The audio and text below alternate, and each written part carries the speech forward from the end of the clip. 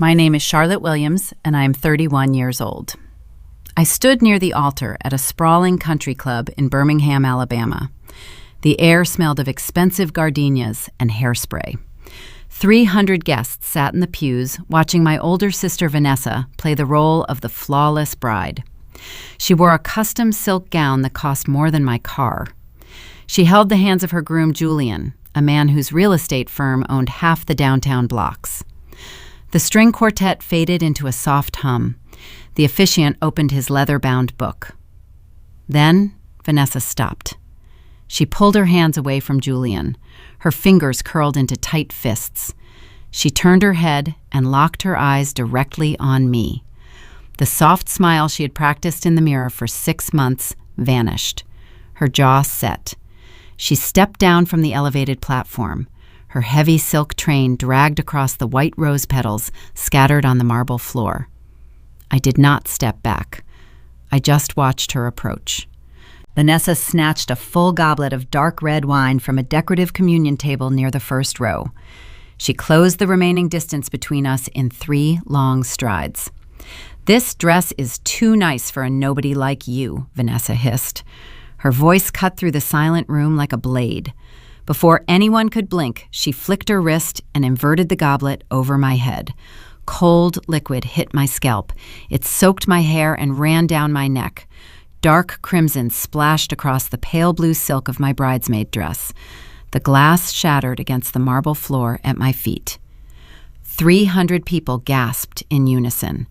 A few women in the front row stood up. My mother, Patricia, sat in the front pew and did not move a muscle to stop her. She just pursed her lips and adjusted her designer hat. I did not scream. I did not cry. I did not even reach up to wipe the wine from my eyes. I just let the silence stretch, waiting for the inevitable crack in her facade. Footsteps echoed against the marble. Julian stepped down from the altar. He still wore his tailored black tuxedo. His posture remained rigid and commanding. He did not look at his bride. He walked straight past Vanessa, his leather shoes crunching over the broken glass. He stopped in front of me. Without a word, he unbuttoned his jacket, slipped it off his shoulders, and draped it carefully over my stained dress. The heavy wool blocked the chill of the air conditioning. Vanessa crossed her arms. A triumphant smirk returned to her lips. She thought her new husband was playing the gentleman to cover up my humiliation. Julian turned to face her. His expression held zero warmth. "She does not know, does she?" Julian asked. His voice was low, but it carried to the back of the silent room. Vanessa lost her smirk. "Know what?" Julian reached into the inner pocket of the jacket resting on my shoulders. He pulled out a thick manila envelope and held it up to the light. "She does not know that the final payment for this venue bounced an hour ago," Julian said. His tone remained flat and even. "She does not know the bank froze your accounts for identity theft. And she does not know that I spent the last 3 months working with her to prove you stole her inheritance." Vanessa dropped to her knees. Her smile collapsed into pure terror. Before I tell you exactly how my sister and my mother dug their own graves, please take a moment to like and subscribe to Grape Vengeance. Let me know in the comments how old you are and where you are watching from today. To understand how we ended up standing in shattered glass at the altar, you have to go back 6 months. I work as a forensic accountant in Mobile, Alabama. I spend my days tracking missing funds and finding paper trails. I grew up as the designated problem solver for my family. My father passed away 2 years ago. He left behind a modest house and a standard life insurance policy. I handled the estate taxes myself. Everything was settled and closed, or so I thought. On a Tuesday evening in April, I checked my mailbox after work. The Alabama humidity stuck to my skin. Inside my metal mailbox sat a thick envelope from the Internal Revenue Service. I tossed my keys on the kitchen counter and tore open the seal. The printed letter demanded payment for capital gains taxes on a commercial property. I ran my finger over the address listed on the form. I had never seen that street name before. My father never mentioned owning commercial real estate. The numbers printed on the page did not align with anything in his financial records. The math was wrong. I folded the paper and slipped it into my purse. The next Sunday, I drove 2 hours north to my mother's house in Montgomery. Patricia was setting the dining table with her good china. Vanessa lounged on the sofa, scrolling through floral arrangements on her phone and complaining about the cost of imported orchids. I waited until we were eating dessert. The smell of roasted pecans and black coffee filled the dining room. I pulled the IRS notice from my bag and placed it face up next to my mother's coffee cup. I kept my voice casual.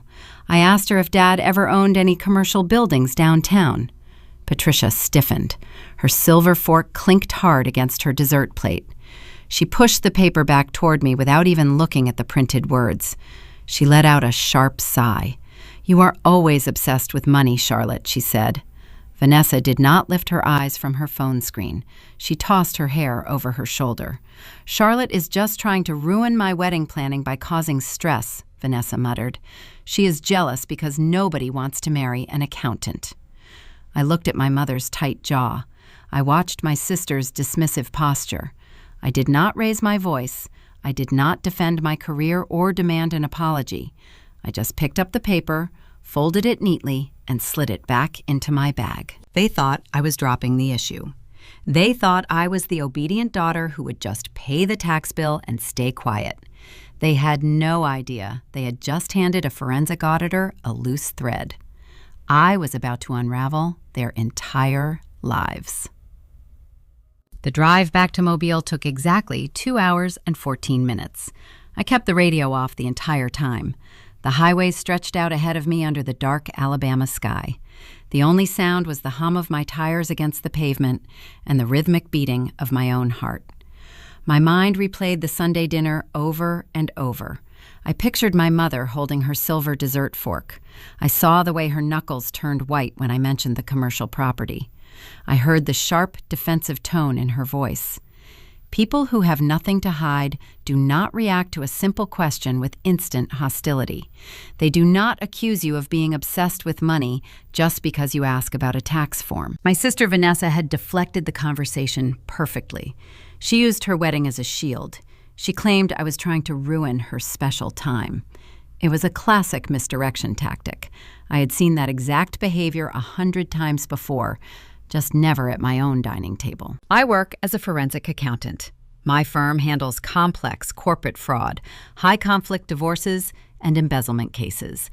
My entire career is built on finding money that people desperately want to keep hidden.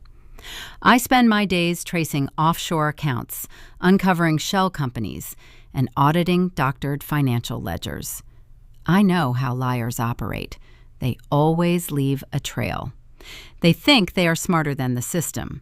They think a fake signature or a redirected bank statement will protect them.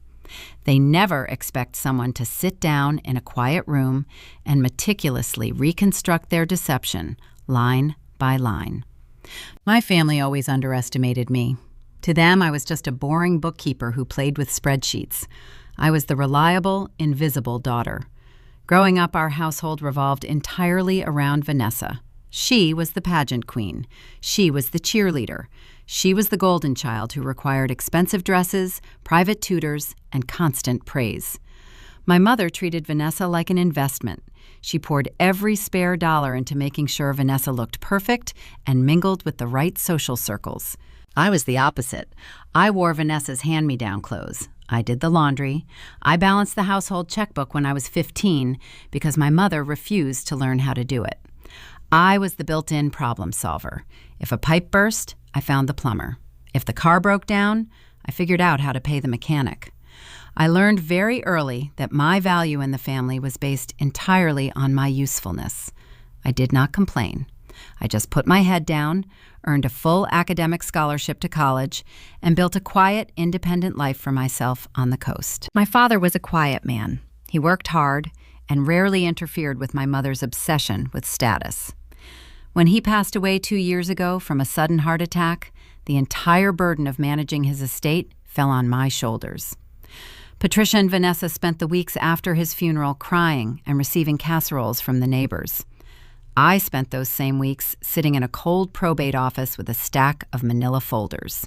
I went through every single page of my father's financial history. The estate was incredibly simple. He owned the 3-bedroom house in Montgomery. He had a standard life insurance policy. He had a basic retirement account. I filed the final tax returns. I paid the outstanding medical bills. I closed the probate legally and properly. There were no secret accounts. There were no hidden assets. I knew every single dollar attached to his name. That was why the letter from the Internal Revenue Service felt like a physical blow. When I reached my apartment in Mobile, I locked the deadbolt and walked straight to my home office. I turned on my desk lamp. The warm yellow light spilled across my neat stacks of case files. I pulled the IRS notice from my purse and smoothed the creases flat on the wooden desk. I read the document again. It was a notification of unpaid capital gains taxes. The tax code referenced on the paper indicated a high-value asset generating substantial passive revenue. The numbers did not make sense for a middle-class family. The bill was attached to my father's Social Security number, but the mailing address had been routed to a strange post office box before finally being forwarded to my current address. Someone had tried to intercept this mail. They had failed. I opened my laptop. The screen cast a pale blue glow across my face. I logged into my professional public records database. I typed in my father's full name. The search results populated instantly. I scanned the list of known addresses, voter registrations, and past property deeds. Everything matched my existing records. Nothing new appeared. I widened the search parameters. I looked up the specific street address printed on the IRS form. The database churned for a few seconds before returning a hit. The property was a prime commercial building located in the wealthy downtown district of Montgomery. It was currently leased to a high-end boutique and a law firm. The estimated value was well over $1 million. My pulse pounded in my ears. I clicked on the ownership history. The building did not belong to my father directly. The deed was held by a limited liability company. The name of the company was obscured behind a registered agent service. Whoever set this up knew how to create a corporate veil. They were hiding the true ownership. A sloppy criminal would have just transferred the deed into their own name. A smart criminal uses a shell company. But this criminal had made a critical error. They had somehow tangled my father's tax identification information with the corporate structure, triggering an automated red flag from the federal government. I leaned back in my ergonomic chair. I stared at the ceiling. My father never owned $1 million commercial building. He drove a 10-year-old sedan and clipped grocery coupons. If he had that kind of wealth, he would have used it to pay off the mortgage on the family home. The asset was real, but the history was fake. Someone was using his identity. I needed to see the original incorporation documents for that shell company. I needed to know who filed the paperwork. But requesting those specific documents through official state channels would take days, and it might alert the registered agent that someone was snooping. I needed physical evidence.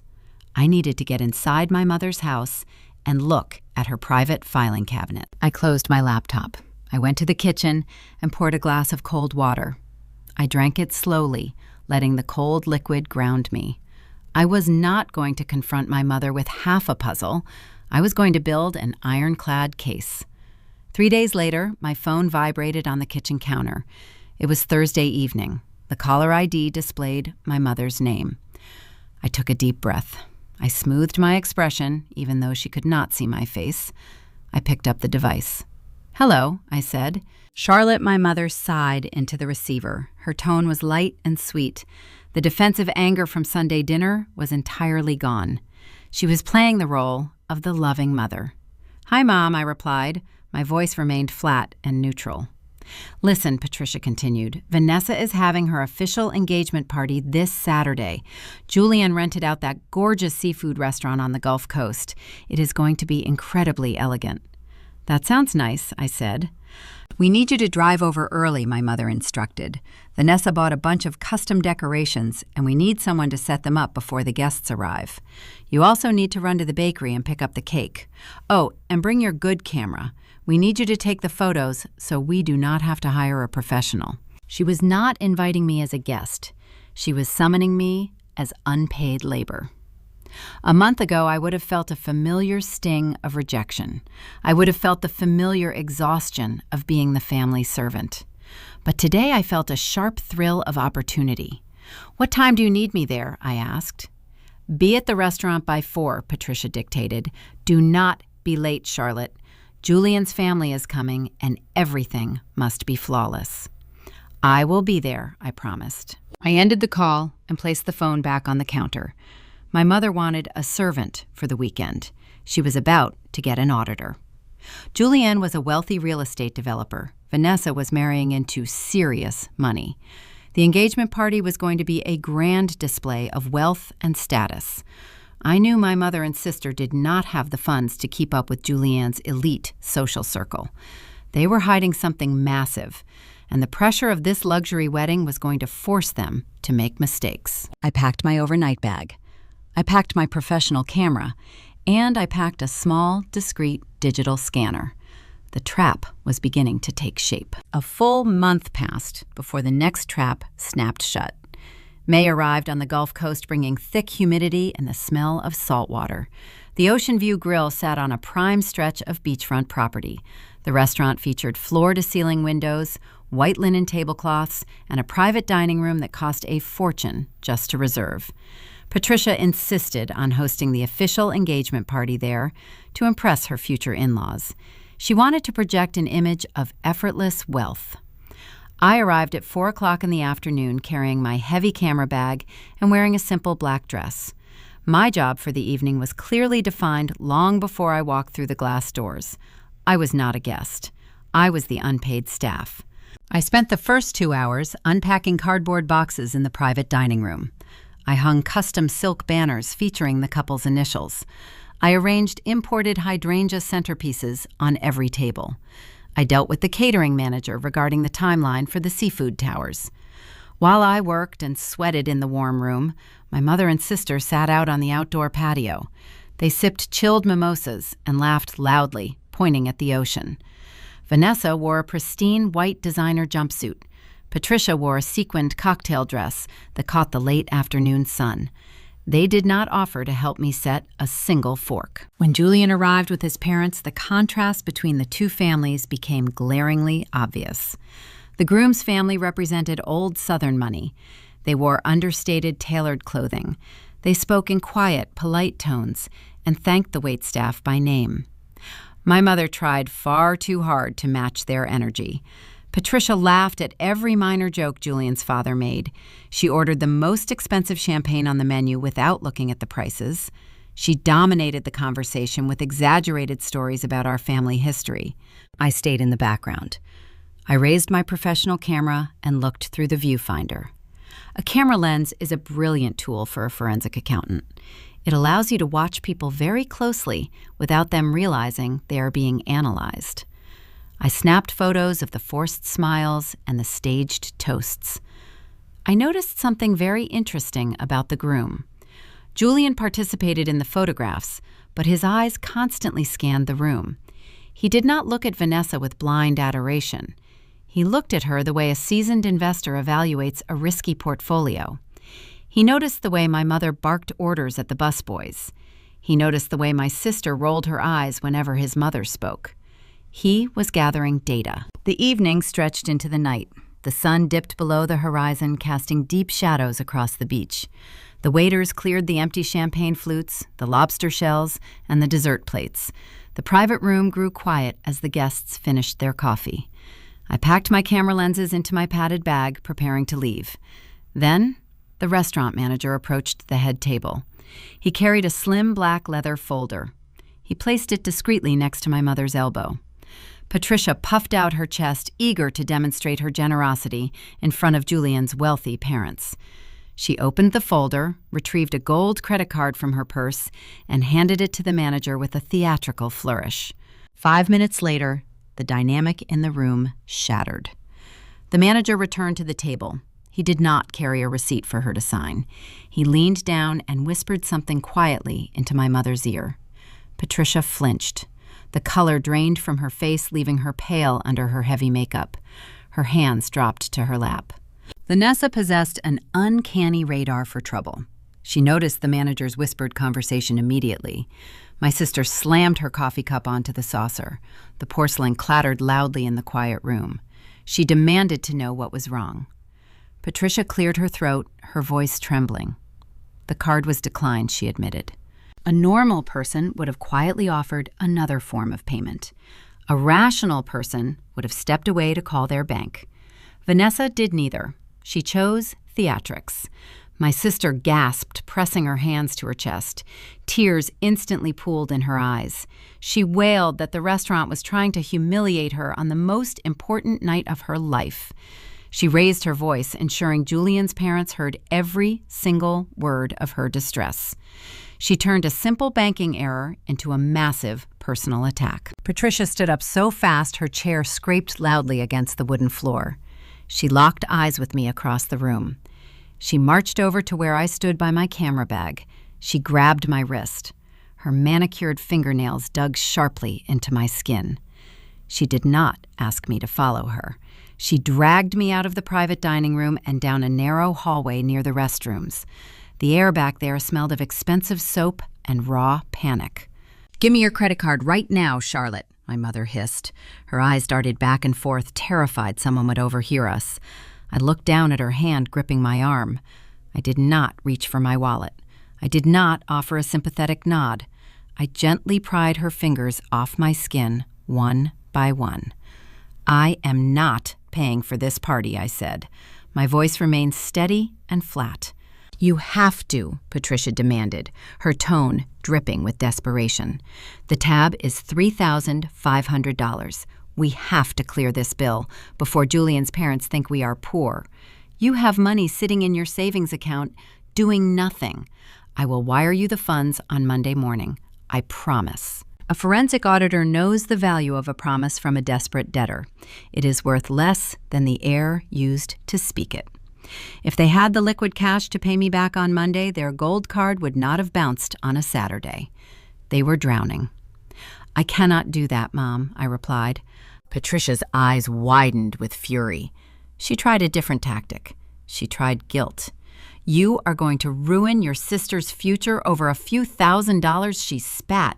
"You are selfish. You always have been. You need to step up and protect this family." I shifted my gaze down the hallway. Through the glass doors of the private dining room, I could see Vanessa standing near the bar. She was dabbing her eyes with a linen napkin, playing the tragic victim for her future in-laws. As she raised her hand to wipe away a fake tear, the dim restaurant lighting caught the metal on her left wrist. I pointed a single finger toward my weeping sister. "If she is so worried about clearing the bill, she can pawn that brand-new designer watch she is wearing," I stated. "It retails for $5,000. I priced it online yesterday. She could pay the restaurant and still have cash left over for a taxi home." My mother recoiled as if I had slapped her across the face. Her lips thinned into a cruel, rigid line. The mask of the loving parent dissolved entirely. "You are just a bitter spinster," Patricia sneered. Her words were designed to cause maximum damage. "You cannot stand seeing someone else find true happiness. You want Vanessa to fail because nobody will ever want you. You will die alone in that cheap apartment playing with your spreadsheets." The insult hung in the humid air between us. I did not flinch. The words bounced off my armor. I knew the truth. They needed my money because whatever they were doing with that hidden commercial property was draining their liquid cash. They were asset-rich on paper, but entirely broke in reality. They were funding a champagne lifestyle on a tap-water budget. A shadow fell across the hallway floor. Julian stepped around the corner. The wealthy groom stood tall in his tailored suit. He held a heavy black metal credit card between his index and middle fingers. He did not say a single word to my mother. He walked past her and handed the card directly to the restaurant manager who had followed him out of the dining room. "Take care of the balance," Julian instructed. Patricia instantly transformed back into the sweet, embarrassed matriarch. She pressed her hands to her cheeks. She gushed apologies and promised Julian she would wire him the funds first thing Monday morning. She blamed a bank security freeze for the mix-up. Julian ignored her apologies. He did not offer a polite smile. He turned his head and looked directly at me. It was not a look of pity. It was a cold, calculating assessment. He had been standing in the hallway long enough to hear the entire exchange. He heard the demand for my money. He heard my observation about the $5,000 watch. He heard my mother call me a bitter spinster. He saw my refusal to play the victim and my refusal to fund their lies. Julian gave me a barely perceptible nod, turned on his heel, and walked back toward the dining room. I slung my camera strap over my shoulder and pushed through the front doors of the restaurant. The warm night air hit my face. The engagement party confirmed my worst suspicions. They were desperate. They were funding this illusion with money they did not have. If I wanted to find out exactly how they were stealing from my father's estate to pay for designer watches and custom silk banners, I needed physical proof. I needed to see the documents they were hiding. I just needed my mother to leave her house unattended long enough for me to find them. 2 weeks after the disastrous engagement party on the coast, my phone rang at 7 in the morning. I was standing in my kitchen brewing coffee before heading to the accounting firm. The caller identification displayed my mother's cell phone number. I let it ring 3 times before sliding my finger across the glass screen. I held the device to my ear and answered with a simple greeting. "Charlotte, you need to get up here right now," Patricia cried into the speaker. Her voice was high and frantic. "The water heater just burst in the garage. There is a flood everywhere. It is creeping toward the laundry room, and my vintage rugs are going to be ruined." I asked her if she had turned off the main water valve. She scoffed loudly. "You know I do not know how to do any of that," she snapped. "Vanessa is supposed to go for her final dress fitting at noon, and we cannot even take a hot shower. Call your plumber and drive up here immediately." She ended the call before I could agree. She simply expected me to drop my career and manage her household crisis. My sister was a grown woman about to be married, yet neither of them knew how to turn a metal handle to stop a leak. I poured my coffee into a travel mug, grabbed my car keys, and started the long drive north to Montgomery. I arrived just before 10 in the morning. The garage floor was covered in 2 inches of standing water. Patricia stood on the interior steps wearing a plush silk robe, pointing at the leaking rusted tank as if scolding it would fix the problem. I waded through the puddle in my rain boots, reached behind the unit, and twisted the heavy brass valve clockwise. The rushing sound stopped instantly. I dialed my reliable local contractor and arranged for an emergency replacement. Patricia complained about the unexpected expense the entire time. She paced the kitchen floor, wringing her hands, claiming the water damage was going to cut into the floral budget for the reception. I listened to her complaints without offering a single word of comfort. I simply told her the plumber would arrive in an hour. I needed some fresh air to escape her toxic energy. I opened the front door and walked out onto the covered porch. The humid Alabama heat settled over the quiet suburban neighborhood. The mail carrier had just driven past the house. I walked down the concrete driveway to the brick mailbox by the curb. I opened the small metal door and pulled out a thick stack of daily deliveries. I sifted through the envelopes while walking back toward the house. There were glossy catalogs, utility bills, and several thick ivory envelopes returning RSVP cards for the upcoming wedding. Then my thumb stopped on a crisp white envelope. The paper stock was heavy and expensive. The return address printed in the top left corner belonged to a high-tier wealth management firm based in Atlanta. I recognized the company name immediately. They handled institutional investments and high-net-worth portfolios. They did not cater to middle-class widows living in Montgomery. I shifted my focus to the recipient line. The envelope was not addressed to Patricia Williams. It was addressed to a corporate entity. The letters spelled out Williams Heritage Holdings. The registered address matched the physical house I was currently standing in front of. My chest tightened. The air in my lungs suddenly felt very heavy. The name of the limited liability company matched the initials and the surname I shared with my family. I turned the envelope over. The thick paper felt substantial between my fingers. The summer humidity had softened the cheap adhesive on the back flap. I pressed my thumbnail under the corner and gently lifted the edge. The paper gave way without tearing. I slid the folded statement out just enough to expose the top right corner of the document. I did not need to see the transaction history. I only needed the routing details. A long string of numbers sat bolded near the edge of the page. Forensic accounting requires a trained memory. You learn to chunk digits together the same way people memorize phone numbers. I stared at the sequence for 10 seconds, burning the specific order into my brain.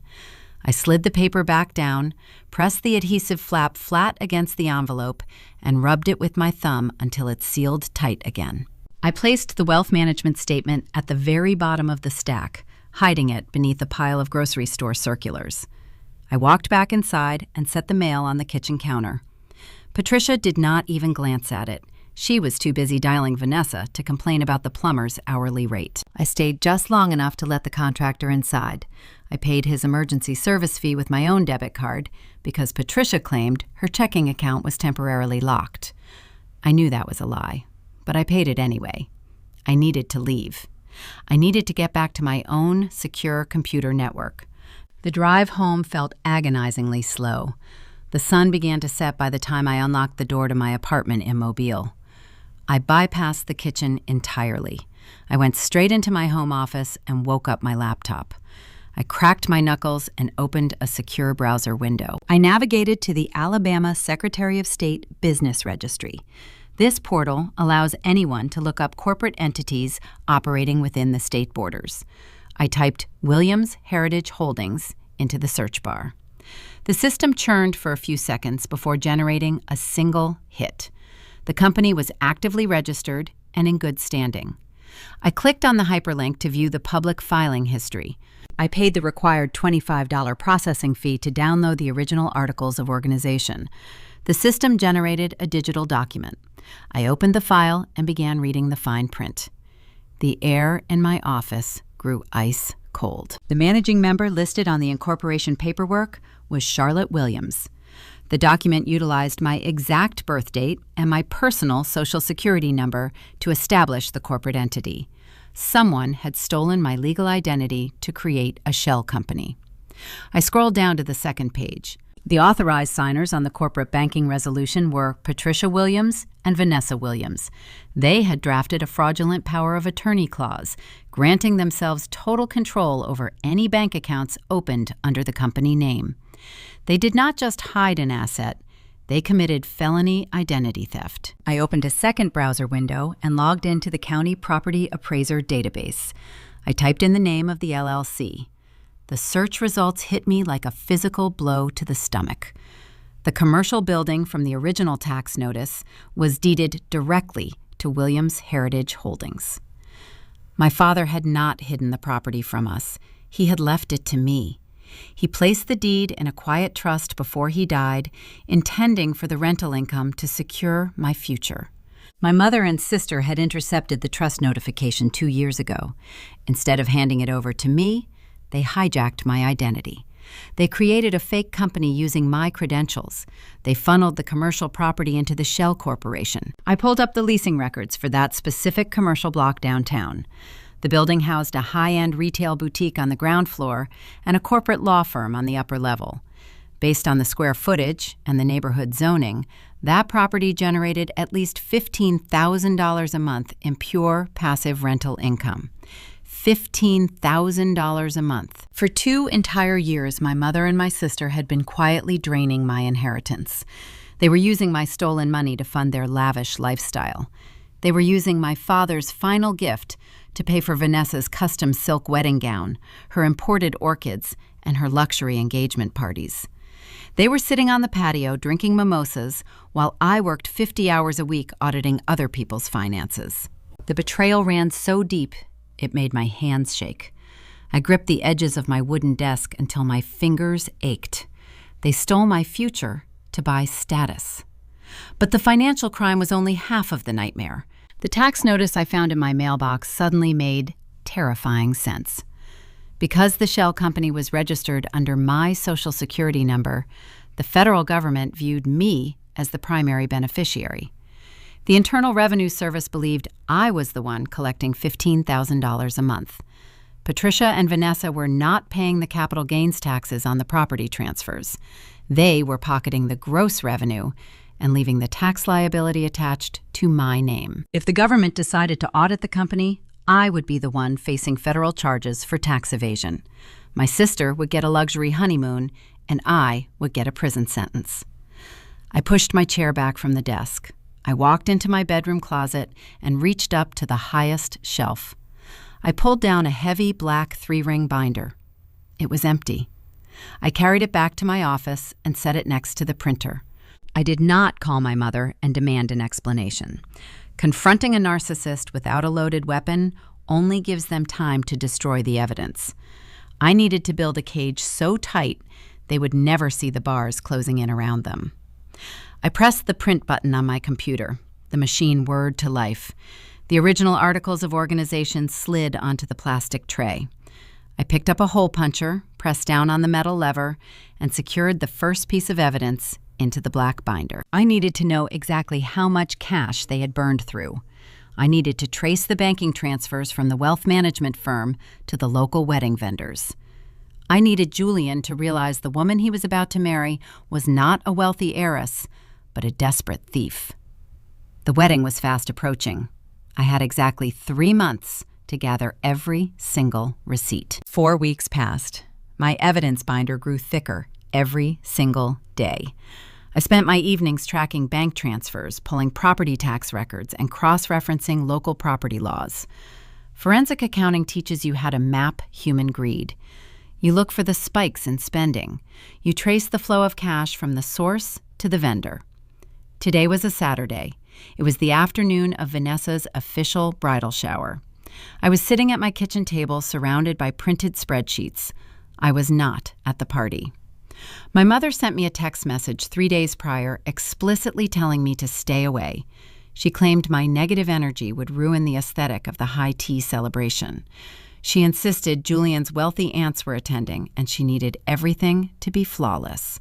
I did not argue with her. I welcomed the quiet time to build my case. I needed to prepare for the inevitable fallout. I poured myself a second cup of coffee. My cell phone buzzed on the wooden table. The caller ID displayed my mother's name. I ignored it. It buzzed a second time. Then a text message popped onto the bright screen. It was not a polite request. It was a panicked order. "We left the custom crystal party favors on the dining room table at home," Patricia wrote. "Get them and bring them to the Magnolia Hotel right now. The guests are leaving in an hour." A normal person would have replied, no. A sister who was uninvited would have turned off her device. But an auditor never passes up a chance to survey a financial crime scene. I needed to see exactly how much of my stolen rental income they were burning through at this venue. I grabbed my car keys and drove across town to my mother's house. I unlocked the front door and found 3 heavy cardboard boxes stacked in the formal dining room. I loaded the heavy boxes into my trunk and drove toward the wealthy district of the city. The Magnolia Hotel catered to the richest families in Alabama. I pulled my reliable sedan up to the grand front entrance. A valet in a crisp uniform opened my door.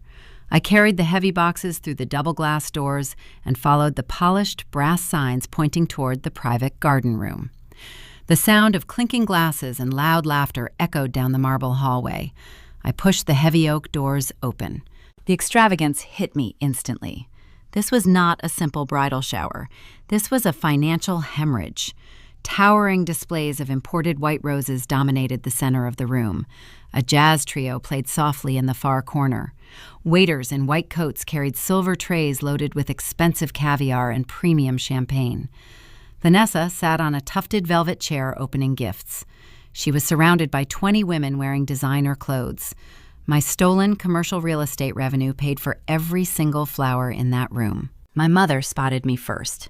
She did not walk over to say thank you. She marched across the thick carpet and grabbed the top box from my arms. She let out a sharp sigh of annoyance. "You took long enough," Patricia snapped. She did not offer me a drink. She did not offer me a seat. She pointed a manicured finger toward a small table in the corner. "Stack those out of the way so you do not block the photographer." Vanessa looked up from a pile of silver wrapping paper. She saw me standing near the wall wearing my plain jeans and a simple cotton sweater. She smiled. It was not a greeting. It was a weapon. She stood up and walked toward me. Her movement drew the attention of every wealthy woman in the room. Julian's elegant mother sat a few feet away, watching our interaction with keen interest. "Oh, good, the delivery's here," Vanessa announced loudly. Her rich friends giggled. She reached into her expensive designer purse. She pulled out a thick stack of green parking validation tickets. She shoved the cardboard slips into my hand. "Since you're already heading out," Vanessa instructed, "be a dear and pay the valet for all my guests. The hotel charges $30 a car. We promised everyone complimentary parking, and my purse is just so heavy to carry downstairs." I looked down at the green tickets in my palm. I counted 20 slips. That was $600. She wanted me to pay $600 so her elite friends could park for free. She wanted me to subsidize the very party I was banned from attending. The old Charlotte would have swallowed the humiliation, handed over her credit card, and cried in the car on the way home. The new Charlotte knew the bank routing numbers for Williams Heritage Holdings by heart. I looked at my sister. I looked at her custom silk outfit. I looked at the imported roses. I felt zero anger. I only felt a cold, calculated patience. I did not throw the tickets on the floor. I did not raise my voice. I simply walked over to the nearest gift table. I placed the stack of green validation slips next to a crystal champagne flute. I turned back to my sister. I looked her dead in the eye. "Enjoy the champagne," I said. My voice remained calm and steady. "I hope it is worth the price." Vanessa opened her mouth to argue, but I was already walking away. I left the room without looking back. I walked down the marble hallway and stepped out into the humid air. I handed my own parking ticket to the valet, paid for my single car, and drove away. Let them figure out how to explain the unpaid parking bill to Julian's mother. The drive back to Mobile gave me plenty of time to think. I drove past the sprawling commercial buildings that made up the downtown sector. One of those buildings legally belonged to me. The rent generated by those commercial leases was supposed to secure my future. Instead, it was paying for jazz trios and valet parking. The injustice of it burned in my chest, but I refused to let emotion cloud my strategy. A good auditor relies on data, not feelings. The data clearly showed a rapid depletion of funds. As I navigated through the city traffic, my mind shifted away from my mother and sister. They were predictable. They were greedy and sloppy. The real variable in this equation was the groom. Julian was sharp. He was a ruthless real estate developer. He noticed the declined credit card at the engagement party. He watched my mother demand my money. I needed to know what else he had noticed. I needed to find out if he was a co-conspirator in the corporate fraud, or if he was just another target being used for his wealth. Before the wedding arrived, I had to meet the groom. It happened exactly 12 weeks before the ceremony. I was sitting at my desk in Mobile auditing a local logistics company. My personal cell phone vibrated against the polished wood. The screen displayed an unknown number with a Birmingham area code. I rarely answer unknown calls while working. My intuition urged me to swipe the green icon anyway. I held the phone to my ear. A deep, measured voice spoke my name. It was Julian. The wealthy groom did not offer any polite small talk. He sounded incredibly tense. He asked if I could drive up to Birmingham the following afternoon. He needed to meet with me in person. He specifically requested that I do not tell my mother or my sister about the conversation. I agreed without hesitation. The drive took 3 hours. I spent the entire journey running through different scenarios. If Julian was part of the corporate fraud, this meeting was an ambush. He might have discovered my search history on the state registry. If he was innocent, this was an interrogation. I parked my car in front of a quiet, upscale coffee shop tucked away in a wealthy suburban neighborhood. The venue smelled of roasted espresso beans and fresh pastries. The afternoon crowd was sparse. I spotted Julian sitting in a leather booth located in the far back corner. He wore a crisp navy suit minus the tie. He stared down at a leather-bound notebook resting on the table. I walked over and slid into the booth across from him. He closed the notebook. He did not smile. He ordered us 2 black coffees and waited for the barista to walk away before leaning forward. Julian built his real estate development firm from the ground up. He understood the value of hard work and despised careless spenders. Because his personal net worth was substantial, his family required a mandatory prenuptial agreement before any wedding could take place. A standard prenup requires both parties to submit full financial disclosures. They have to list every bank account, every debt, and every asset they own. He explained this process with clinical precision. Julian looked me right in the eyes. He told me the story Vanessa had presented to him over the last year. According to my sister, we came from a wealthy commercial real estate family.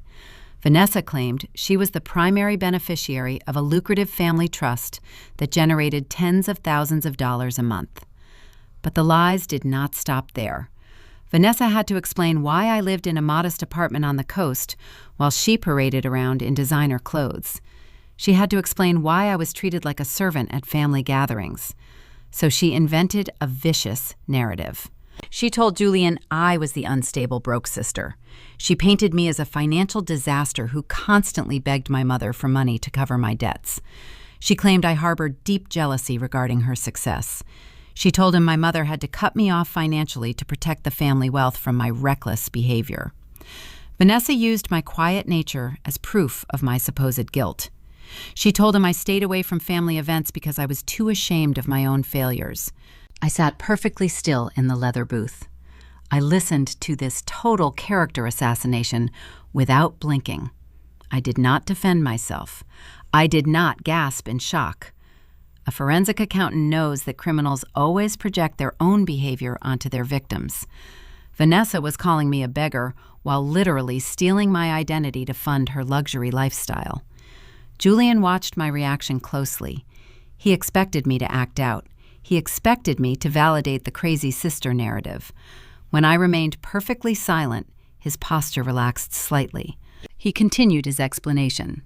The financial documents Vanessa submitted for the prenuptial agreement did not make sense. Julian was a commercial developer. He knew how to read a balance sheet. He noticed missing tax returns. He saw large transfers moving through accounts that did not match the income she claimed to earn. The shell company holding her supposed trust fund raised red flags for his accounting team. Whenever he asked Vanessa for clarification, she cried and accused him of not trusting her. She tried to manipulate him with tears. Julian refused to be manipulated. He told me he needed the truth before he signed any legally binding marriage certificate. That was the exact moment I realized Julian was innocent. He was not a co-conspirator. He was just a wealthy target. Vanessa intended to use his money to replace the rental income once she drained my father's estate dry. Julian was a victim, walking blindly toward a financial slaughterhouse. I reached down and unzipped my leather work bag. I could have spent an hour telling him every terrible thing my mother and sister had ever done to me. I could have delivered an emotional rant about my stolen inheritance. I did neither. I pulled a single piece of paper from a manila folder. It was the printed tax lien I had secured against Williams Heritage Holdings. I placed the document on the wooden table and slid it across the smooth surface. Julian picked it up. I watched his eyes scan the black ink. The paper showed a heavy federal tax debt tied directly to the commercial property Vanessa claimed to own. More importantly, the document listed my personal Social Security number as the primary managing member of the shell company. Julian read the legal text twice. The reality of the fraud dawned on him in real time. The muscles in his jaw tightened until they ticked. He gripped the edges of the paper so hard his knuckles turned white. He recognized the crime instantly. His beautiful bride was not a wealthy heiress. She was a felon committing identity theft. She was setting him up to marry into a federal tax evasion scheme. I kept my voice incredibly low. I told him to hand that single document over to his corporate attorneys. I advised him to let them investigate the origin of that specific company and cross-reference the signatures. We did not shake hands. We did not make a dramatic promise to destroy her. We did not need to.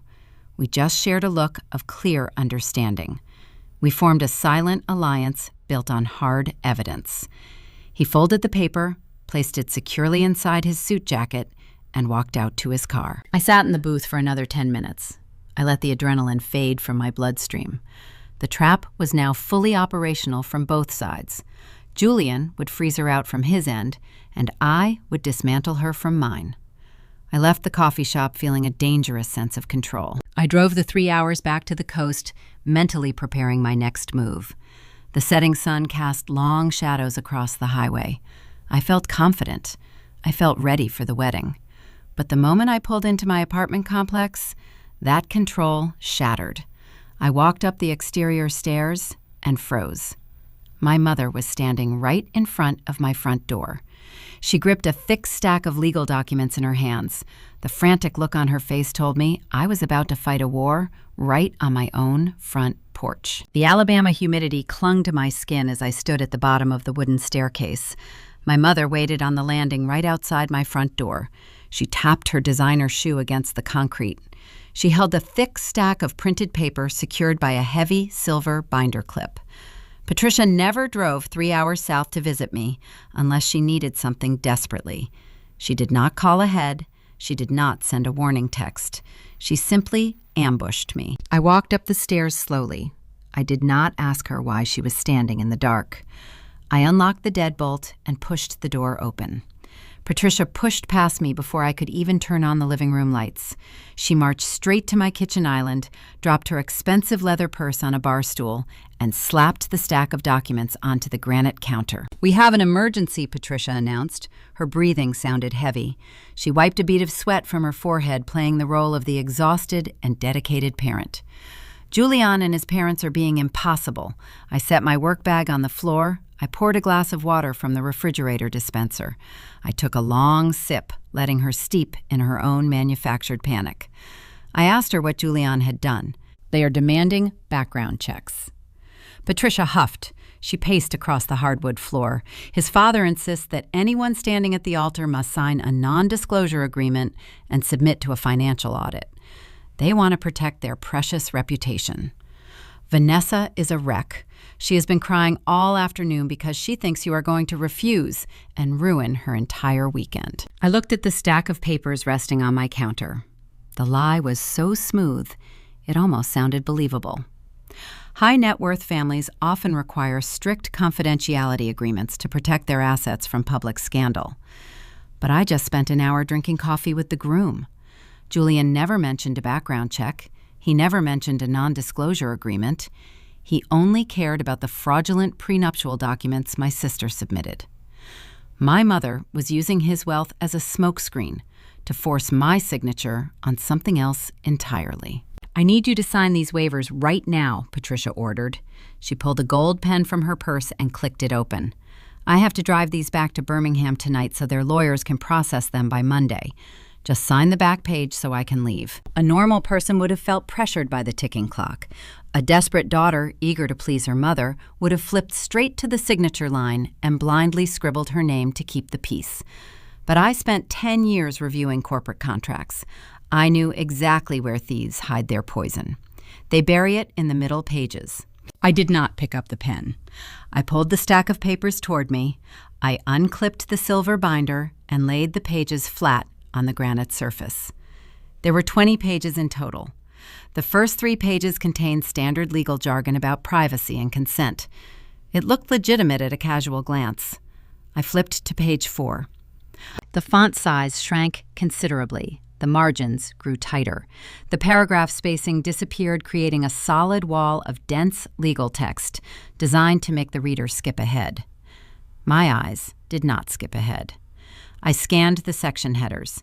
Halfway down the page, my gaze locked onto a specific sequence of words: transfer of equity, relinquishment of claims, quitclaim deed. My pulse thumped in my ears.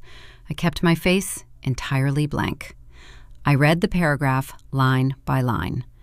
The legal trap was brilliant in its sheer audacity. This was not a background check. This was a property surrender form. The document explicitly stated that the undersigned individual waived all current and future rights to any commercial real estate held by Williams Heritage Holdings. It legally transferred 100% of the voting rights and asset equity directly to my sister. The puzzle pieces clicked together. My mother and sister realized their identity theft was unsustainable long-term. If they wanted to sell the commercial building or leverage it for a massive loan to pay off their wedding debts, they needed a clean title. A title company requires a clear chain of custody. By tricking me into signing this deed, they could sell the property to a third party, pocket the $1 million sale price, and leave me holding the bag. They were trying to steal the building right out from under me, using my own signature to execute the theft. "You are taking too long," Patricia snapped. She slapped her hand against the granite counter. "Stop reading and sign the paper, Charlotte. I do not have time for your paranoid games." I looked up from the document. I met her angry glare. I asked her what page 4 meant. Patricia did not flinch. She had her lie prepared. "It is just a standard liability release," she lied smoothly. "Julian wants to make sure nobody in our family is hiding any secret debts or bankruptcies that could attach to his estate. It means nothing. You just have to sign it to prove you are not a financial risk." I tilted my head. I told her I was not comfortable signing a document involving property transfers without having my own lawyer review the terms. The illusion of the stressed mother vanished. The true Patricia emerged. Her face flushed a dark and ugly shade of red. She stepped closer to me, invading my personal space. She pointed her manicured finger directly at my chest. "You will sign that paper right now," Patricia hissed. Her voice dropped to a vicious whisper. "If you refuse to do this one simple thing for your sister, you are done. I will cancel your invitation to the ceremony. I will ban you from my house forever. I will tell every single person in our extended family that you tried to extort us for money on the eve of the wedding. You will be dead to me, Charlotte. You will have no family left." The ultimatum echoed in my quiet kitchen. For 20 years, that exact threat had kept me in line. The fear of being outcast drove me to fix their mistakes and swallow their insults. My mother expected me to crumble. She expected the quiet and obedient scapegoat to surrender her boundaries just to maintain a fragile connection to a toxic household. I looked at the woman who gave birth to me. I saw nothing but pure, unadulterated greed. She was willing to destroy my financial future to buy a temporary illusion of wealth for her favorite child. I reached across the granite counter. I picked up the gold pen. Patricia exhaled a loud breath of triumph. Her shoulders relaxed. A smug smile crept across her lips. She thought she had won. She thought her threats had crushed my resistance. She watched me flip past the dense legal jargon directly to the final signature line on page 20. A forensic auditor knows that a contract is only as strong as the ink on the page. In the state of Alabama, a quitclaim deed transferring commercial real estate requires a notary public and a verified matching signature to hold up in court. My mother was too rushed and too arrogant to bring a notary. She just wanted the signature so she could forge the notary stamp later. I pressed the tip of the pen against the paper. I did not write Charlotte Williams. I did not write my own name. I tightened my grip and deliberately wrote Mickey Mouse in cursive. I made the loops large and elegant, disguising the cartoon name just enough to look like a genuine signature at a quick glance. Anyone processing the loan at a bank would spot the ridiculous forgery instantly, triggering an automatic fraud alert. I clicked the pen shut. I slid the stack of documents across the island toward my mother. Patricia snatched the papers eagerly. She did not review the final page. She simply verified there was ink on the dotted line. She shoved the documents into her leather purse, securing her stolen prize. "Thank you for finally being reasonable," Patricia said. She adjusted the strap of her purse on her shoulder. "Do not forget to pick up your bridesmaid dress from the tailor on Tuesday. It is going to look lovely in the photos." She turned around and walked out of my apartment, letting the front door slam shut behind her. I stood alone in my kitchen. The silence felt heavy, but deeply satisfying. My mother thought she had just secured $1 million asset. She thought she outsmarted the quiet daughter. She had no idea she just handed me the final, undeniable piece of evidence I needed. She walked out of my house carrying a forged legal document that proved intent to commit grand theft. I had the financial records. Julian had the fake prenuptial agreement. And now my mother possessed a worthless piece of paper that would trap her in a perjury snare. The cage was built. The evidence binder was complete. I only needed to wait for the final days before the wedding to lock the door. But my mother and sister were not finished making terrible decisions. Believing their financial future was secured by my fake signature, their spending was about to spiral entirely out of control. The moment my mother left my apartment holding that forged signature, a bizarre sense of peace settled over me. I did not need to guess what she and Vanessa would do next. Greed is remarkably predictable. Believing they now held unquestioned ownership of a lucrative commercial building, they treated the fake quitclaim deed like a blank check. I knew exactly how fast they were burning through cash because Julian kept me informed. We communicated through a secure, encrypted messaging application. He did not confront his bride. He played the part of the busy, oblivious groom while secretly forwarding every single vendor contract Vanessa brought to him for approval. 2 days after the kitchen counter confrontation, Julian sent me a digital file. It was a revised invoice from the country club florist. Vanessa had tripled her original order. She requested a custom archway built entirely from imported white orchids. She demanded cascading floral arrangements for all 30 guest tables, specifying rare blooms flown in from South America. The new total for flowers alone exceeded $50,000. The next afternoon, another document arrived on my phone. My sister booked a 2-week luxury honeymoon to the Maldives. The itinerary included first-class international flights, private seaplane transfers, and an overwater bungalow featuring a glass floor. The cost of the trip rivaled a down payment on a standard house. She put down a non-refundable 20% deposit using the wealth management account tied to my stolen identity. She planned to pay the final balance the day after the wedding, assuming my equity would secure a quick commercial loan. They were building a towering house of cards in the middle of a hurricane. On Thursday morning, I took the day off from my accounting firm. I dressed in a tailored charcoal suit, gathered my black binder, and drove into the financial district of Mobile. I parked my car in a secure garage and walked 2 blocks to a towering glass office building. Thomas Sterling ran a boutique estate litigation firm on the 12th floor. He did not handle basic wills or simple divorces. He specialized in corporate embezzlement, contested trusts, and high net worth asset recovery. He was a shark who charged $600 an hour. I bypassed the receptionist, having booked an urgent consultation days in advance. Thomas sat behind a wide mahogany desk. He looked to be in his late 50s, with sharp gray eyes and a demeanor that wasted zero time on pleasantries.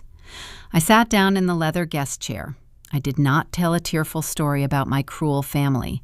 I did not complain about being the scapegoat. I simply placed my heavy binder onto the polished wood and opened the cover. I arranged the documents chronologically. I laid out the original tax notice. I placed the wealth management bank routing numbers next to it. I presented the downloaded corporate registration proving identity theft. Finally, I showed him a printed copy of the commercial property deed that my father originally placed in a protective trust for my benefit. Thomas picked up a pair of reading glasses. He leaned forward. The office grew incredibly quiet. The only sound was the crisp rustle of thick paper as he turned the pages. He reviewed the chain of custody. He examined the fraudulent power of attorney granting Patricia and Vanessa control over the shell company. He traced the missing rental income. He spent 20 minutes reading without speaking a single word. When he finally reached the end of my forensic timeline, he removed his glasses and leaned back in his chair. He looked at me with genuine professional respect. Most clients walk in here with emotions and expect me to find the facts Thomas noted. His voice carried a raspy, authoritative tone. You walked in here with a loaded weapon. I told him I audited corporate fraud for a living. I explained that my mother and sister were currently trying to leverage this stolen property to fund an extravagant country club wedding. This is not just civil theft, Thomas stated firmly. He tapped his pen against the fake corporate charter. By using your Social Security number to establish this entity and reroute federal tax liabilities, they crossed the line into felony wire fraud and identity theft. We can pierce the corporate veil today. I will draft preservation letters immediately. We send them to the wealth management firm, the title company, and the local authorities. We can secure an emergency injunction by tomorrow afternoon and freeze every single cent they have stolen. He opened his laptop, ready to dictate the filings to his paralegal. He wanted to stop the financial bleeding instantly. It was the standard legal strategy. I placed my hand flat on top of the open binder. "No," I said softly. Thomas paused, his fingers hovering over the keyboard. He looked at me, confused. He warned me that every day we waited, Vanessa spent more of my stolen inheritance on perishable items like catering and flowers. "I understand the risk," I replied, "but you do not know my mother.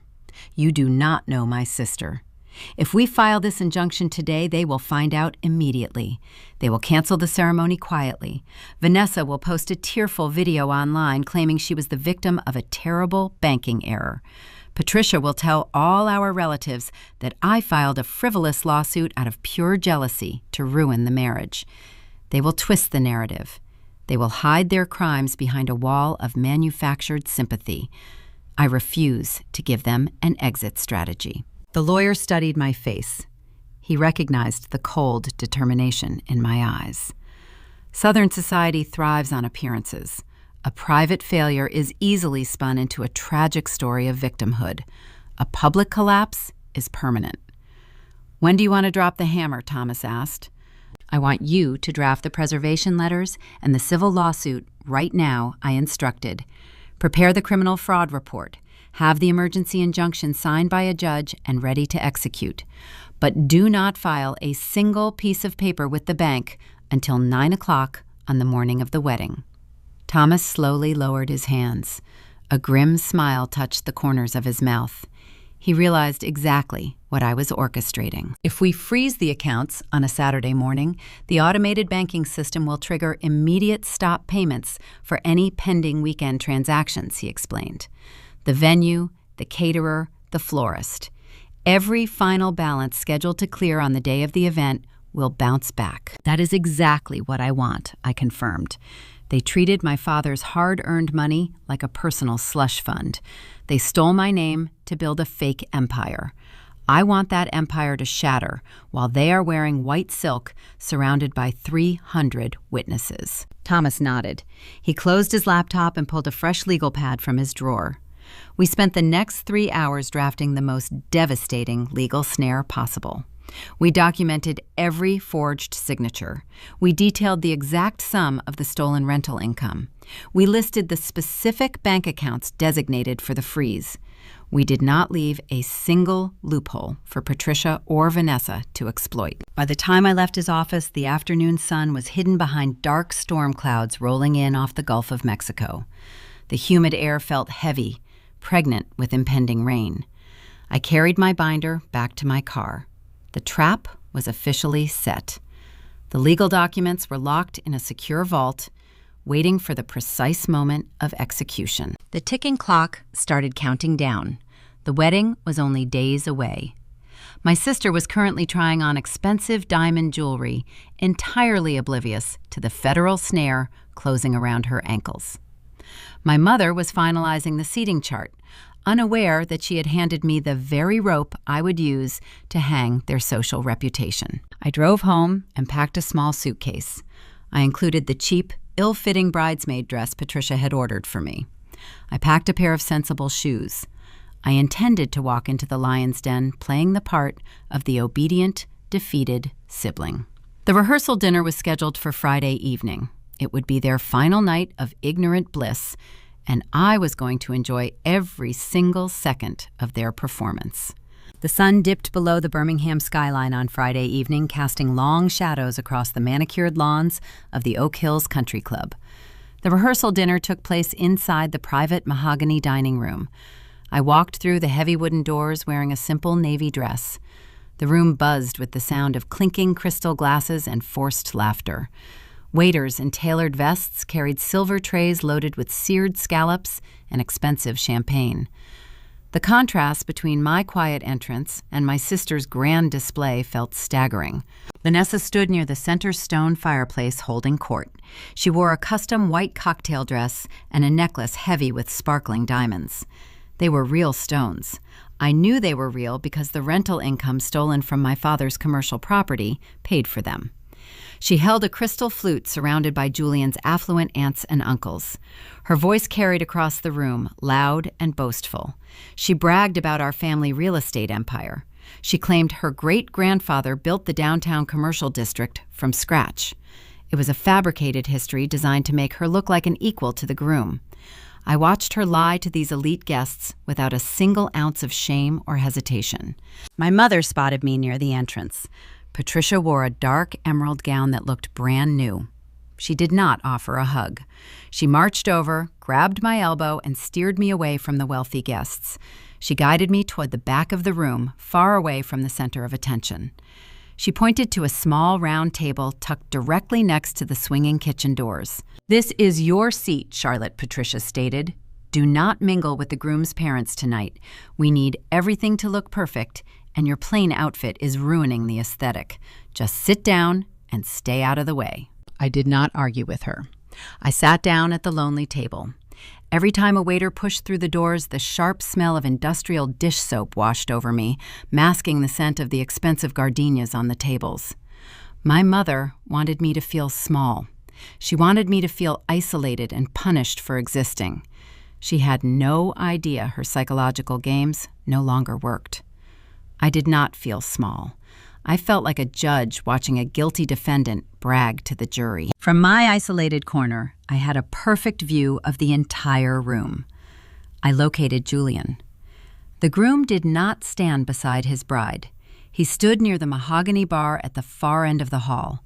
He wore a gray suit jacket and held a heavy glass of scotch.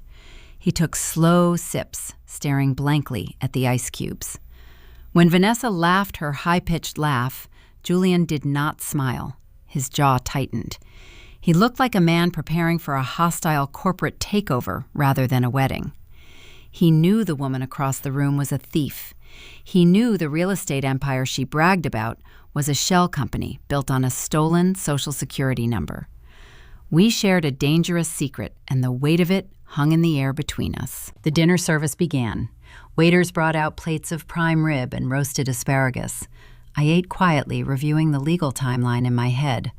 My estate litigation attorney had the emergency injunction signed and locked in his briefcase down in Mobile.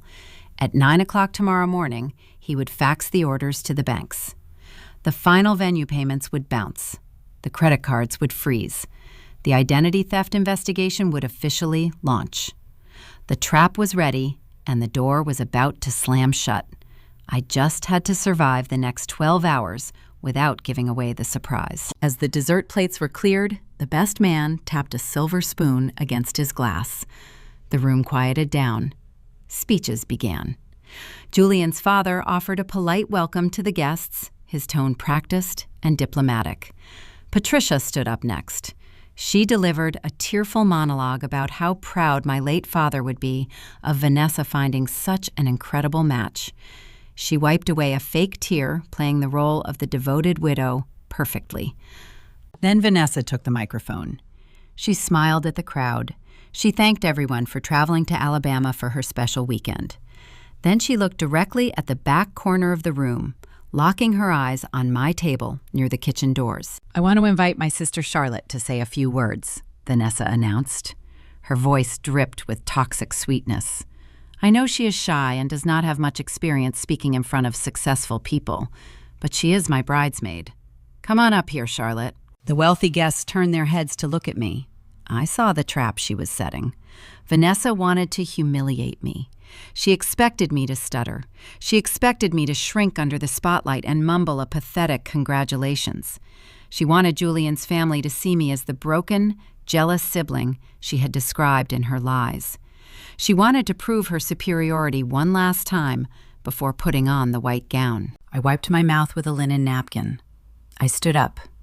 I did not shrink. I kept my posture straight and my chin high. I walked past the tables of whispering relatives. I reached the center of the room and accepted the cold metal microphone from my sister. The room fell dead silent. I looked at Patricia sitting in the front row. I looked at Vanessa standing beside me in her stolen diamonds. Then I looked at Julian standing near the bar. I raised my water glass. To my sister Vanessa, I began. My voice echoed through the speakers, calm and steady. You have spent your entire life preparing for this exact moment. You built a foundation that nobody else could see. You took things that did not belong to you and turned them into a spectacle. Tomorrow is the culmination of all your hard work. Tomorrow, you will finally get exactly what you deserve. May your true character be revealed to everyone you love. I lowered the microphone and took a sip of water. The guests applauded politely, unaware of the poison hidden inside the words. Vanessa beamed with immense pride. She thought I was praising her ambition. She thought I was complimenting her ability to secure a rich husband. She leaned over and hugged me, whispering a nasty insult into my ear about how I would never have a night like this. I smiled back at her. I handed the microphone to the wedding planner and walked back to my table near the kitchen. As I sat down, I looked across the dining room. Julian raised his glass of scotch. He caught my eye. He gave a single, distinct nod. He understood every hidden meaning in my speech. He knew the foundation I mentioned was the forged corporate paperwork. He knew the true character reveal was scheduled for the morning. The storm was fully gathered. The sky was black.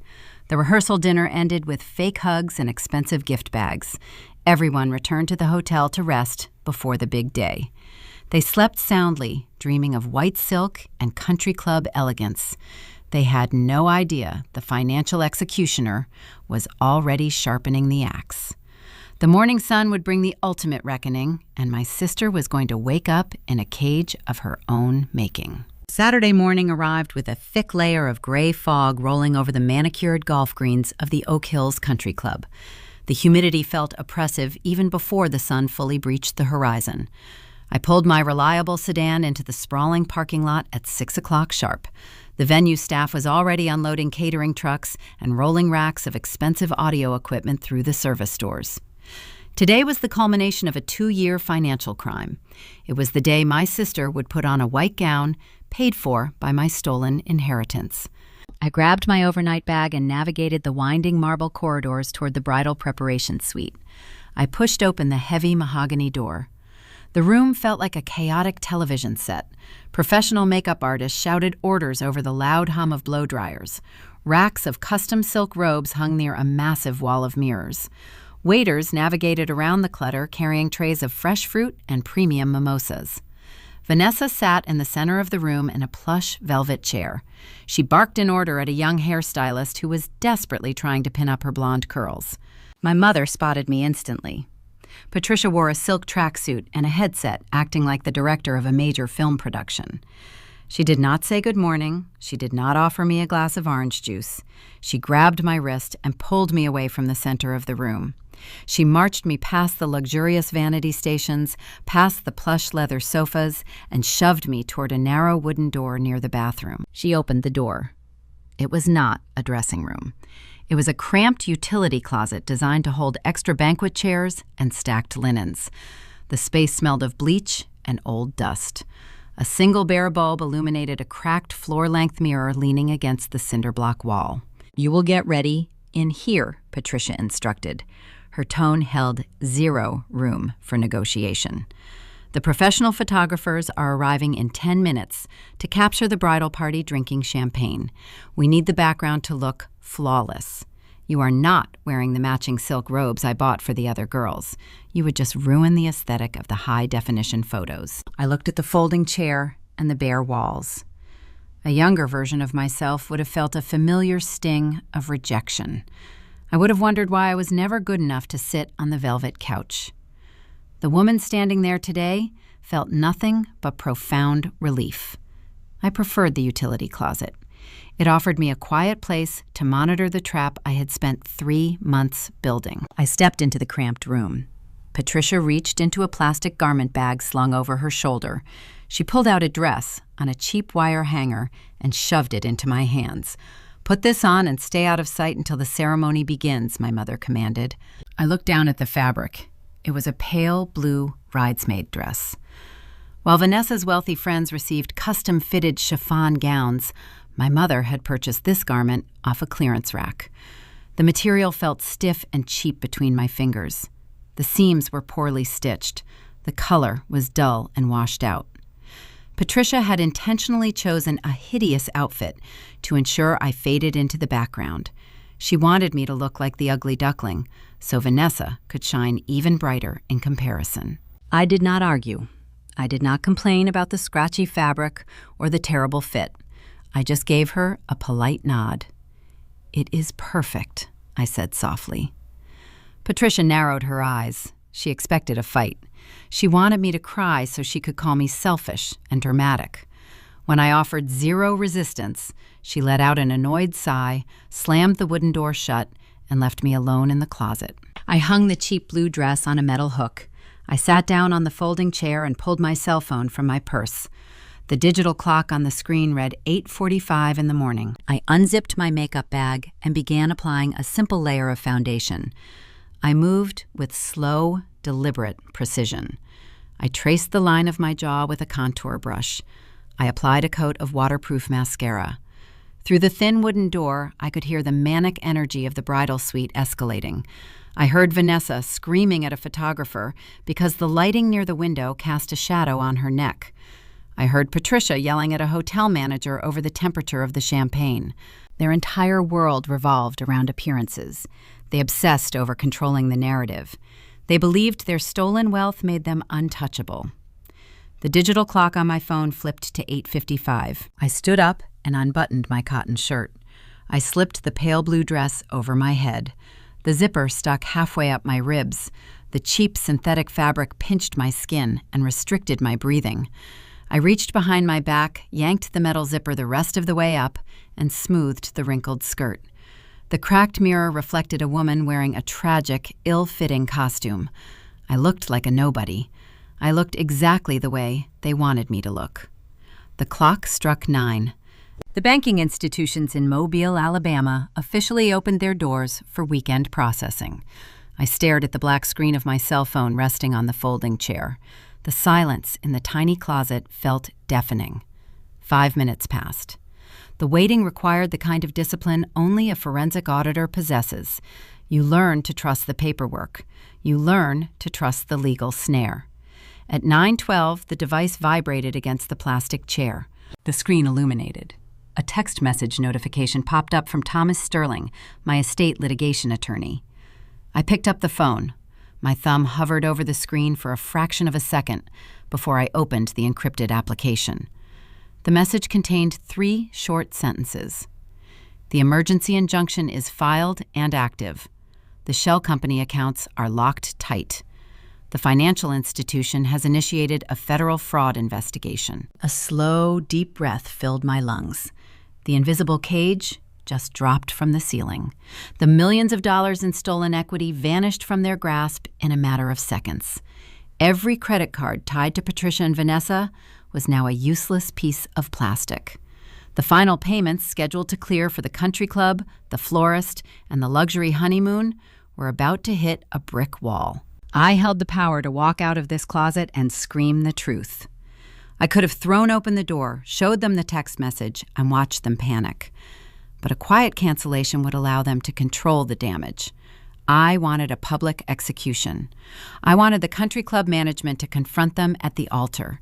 I wanted Julian to drop the hammer in front of his elite relatives. I pressed my thumb against the screen. I deleted the text message from my lawyer. I erased the thread.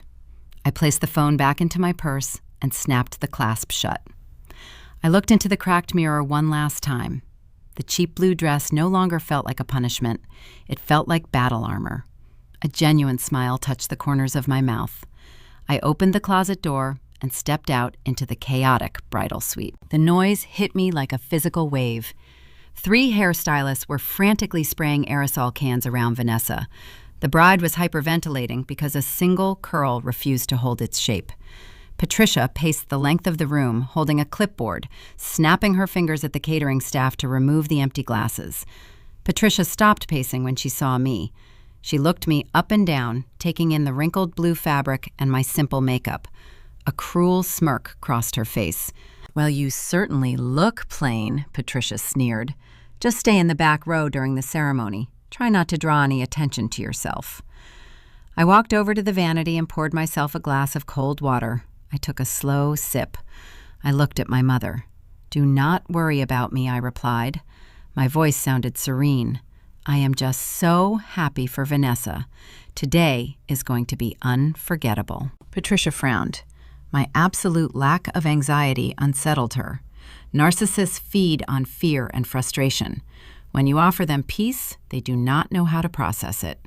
She opened her mouth to deliver another insult, but the heavy mahogany door swung open. The luxury wedding planner stepped into the room, wearing a sleek black suit. He held a golden clipboard against his chest. He looked at Vanessa, who was now standing on a small pedestal, while two women fluffed her massive silk train. "It is time, ladies," the planner announced. "The guests are seated. The groom is waiting at the altar. We need to line up for the procession." Vanessa clapped her hands together, her face glowing with greedy anticipation. She had no idea the man waiting at the end of the aisle was not a gullible target. She had no idea her bank accounts were frozen solid. She thought she had won the lottery. I picked up my small clutch purse. I fell into line behind the wealthy bridesmaids wearing their custom chiffon gowns. I matched my mother's frantic, abusive energy with an unnerving, icy composure. I walked out of the bridal suite and headed toward the grand ballroom, ready to watch the illusion burn to the ground. The heavy oak doors of the grand ballroom swung open to reveal a sprawling aisle lined with tall glass vases. A string quartet positioned in the balcony began playing a classical symphony that echoed off the high vaulted ceilings of the Oak Hills Country Club. 300 elite guests turned in their polished wooden pews. The flashing lights from dozens of smartphones created a relentless strobe effect across the room. Alabama high society had gathered to witness what they believed was a union of two prominent real estate families. I walked down the long white runner first. The cheap synthetic fabric of my clearance rack dress rustled awkwardly against my legs. I felt the judging stares from Julian's wealthy relatives burning into my back. They whispered behind their manicured hands, wondering why the bride allowed such a plain, poorly dressed woman into the bridal party. They viewed me as an eyesore, ruining a flawless aesthetic. I did not lower my gaze. I did not shrink away from their judgment. I reached the elevated marble platform and took my assigned spot at the farthest possible edge, right next to a decorative wooden table holding communion supplies and silver chalices. Julian stood waiting at the center of the altar. He wore his tailored black tuxedo, looking every bit the successful developer. But his stance betrayed a hidden, sharp tension. His shoulders remained rigid. His hands were clasped tightly behind his back. He was not a groom eager to say his vows. He was a man waiting for a financial landmine to detonate. Our eyes met for a fraction of a second across the wide stage. I gave him a slow, deliberate blink. The legal snare I had orchestrated alongside my estate litigation attorney was now fully active. Down in Mobile, the banks had processed the court orders. The federal freeze was in place. We just needed the venue billing department to run the final charges. The music swelled, shifting to a triumphant bridal march. The heavy double doors at the back of the room opened wider. Vanessa stepped into the doorway, and a collective gasp rippled through the seated crowd. She looked radiant, wrapped in layers of custom white silk and imported French lace. The diamonds around her neck caught the light, sparkling with stolen money. She walked down the aisle with slow, deliberate steps, her chin tipped upward in an expression of supreme arrogance. She believed she had conquered the world. She believed the forged quitclaim deed sitting inside my mother's leather purse guaranteed her a lifetime of effortless luxury. She thought she was untouchable. Patricia sat in the front row, dabbing her dry eyes with a lace handkerchief. My mother beamed with unfiltered pride. She viewed this wedding as her personal crowning achievement. She had successfully traded my financial future for a front-row seat among the local elite. She nodded at the wealthy guests around her, playing the role of the dignified matriarch who had secured a wealthy dynasty for her favorite child. Vanessa reached the front of the room. She handed her cascading bouquet of imported white orchids to the maid of honor. She stepped up onto the marble altar and stood face to face with Julian. She reached out her hands to take his. Her smile radiated pure triumph. She had secured the rich husband. She had maintained the elaborate illusion. She thought the finish line was finally crossed. The officiant cleared his throat and opened a thick, leather-bound binder.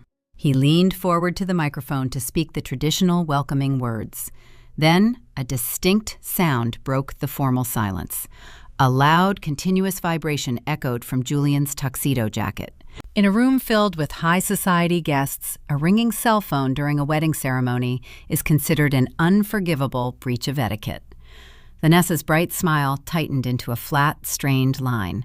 She shot a glaring look at Julian, expecting him to swiftly silence the device and apologize for the interruption. Julian did not ignore it. He did not silence the call. He reached into his inner pocket and pulled out the glowing device. He looked down at the bright screen. The tension in his jaw hardened into solid stone. Julian had set up an automated billing alert system on his vendor portal. He required real-time notifications for any financial charges related to the reception. The Oak Hills Country Club management required all remaining balances to be cleared the exact moment the bride walked down the aisle to ensure payment before the food was served. Vanessa had scheduled an $80,000 electronic transfer from Williams Heritage Holdings to cover the 5-course dinner, the open bar, and the jazz band. She thought the stolen rental income would cover the tab without raising any suspicion. The screen in Julian's hand displayed a critical failure notice. The $80,000 transfer bounced. The alert explicitly stated the linked account was frozen by federal authorities due to suspected fraud. Julian raised his head. He looked at Vanessa. The cold disgust in his eyes was unmistakable. He slipped the phone back into his pocket. He did not reach out to take her waiting hands. Instead, he took a deliberate half-step backward, creating a clear physical barrier between himself and the woman he was supposed to marry. Vanessa felt the shift instantly. The arrogant triumph drained from her face, replaced by a sudden, icy shock. Her hands hovered in the empty air between them. She did not know about the federal injunction. She did not know about the locked shell company. She only knew that the wealthy man standing across from her suddenly looked at her like she was a convicted criminal. Panic flooded her features. Her chest heaved under the tight silk bodice of her gown. Her carefully constructed reality was cracking open in front of 300 people. She needed a scapegoat. She needed someone to blame for the sudden, terrifying change in the atmosphere. Her eyes darted away from Julian and scanned the altar. Her frantic gaze bypassed the groomsmen and the other bridesmaids. It landed directly on me. I stood at the far end of the platform, wearing the ugly blue dress, watching her world crumble. I did not look scared. I did not look intimidated. I wore a calm, serene expression. I stood there like a judge waiting for a verdict to be read. That serenity broke her mind. A narcissist cannot handle losing control, and they despise anyone who refuses to play along with their manufactured reality. In her panicked state, Vanessa connected the wrong dots. She assumed I had whispered something to Julian before the ceremony. She thought I had sabotaged her perfect moment by revealing some petty childhood secret to his family. Her paranoia mutated into blinding, irrational rage. She needed to punish me for ruining her spotlight. Vanessa abandoned her groom. She turned her back on the confused officiant. She stormed across the elevated marble platform, her heavy silk train knocking over a tall brass candle stand. The metal hit the floor with a loud clang that echoed through the speakers. Guests shifted in their wooden pews, murmuring in total confusion. Patricia gripped the edge of the front pew, her knuckles turning white, unsure of what her golden child was doing. The illusion of elegance was shattering with every angry step the bride took. Vanessa reached the small decorative table positioned right next to my assigned spot. The wooden table held a silver tray lined with crystal goblets filled with dark red communion wine. She did not hesitate. She reached out and snatched the fullest goblet from the silver tray. The dark liquid sloshed over the crystal rim, staining her white silk glove. She closed the final 3 feet between us. Her breathing sounded ragged and loud in the quiet room. Her eyes were wide, wild, and filled with venom. She raised the glass above her shoulder, aiming the dark crimson liquid directly at my face, ready to deliver the ultimate public humiliation. Vanessa stood inches from my face. Her breathing echoed through the quiet space. She held the crystal goblet tight in her right hand. The dark red liquid sloshed against the glass rim. She wanted me to cower. She wanted me to shrink back and apologize for whatever imaginary slight she had invented in her panicked mind. I did not move a single inch. I kept my posture straight and my gaze locked on her furious eyes. "This dress is too nice for a nobody like you," Vanessa hissed.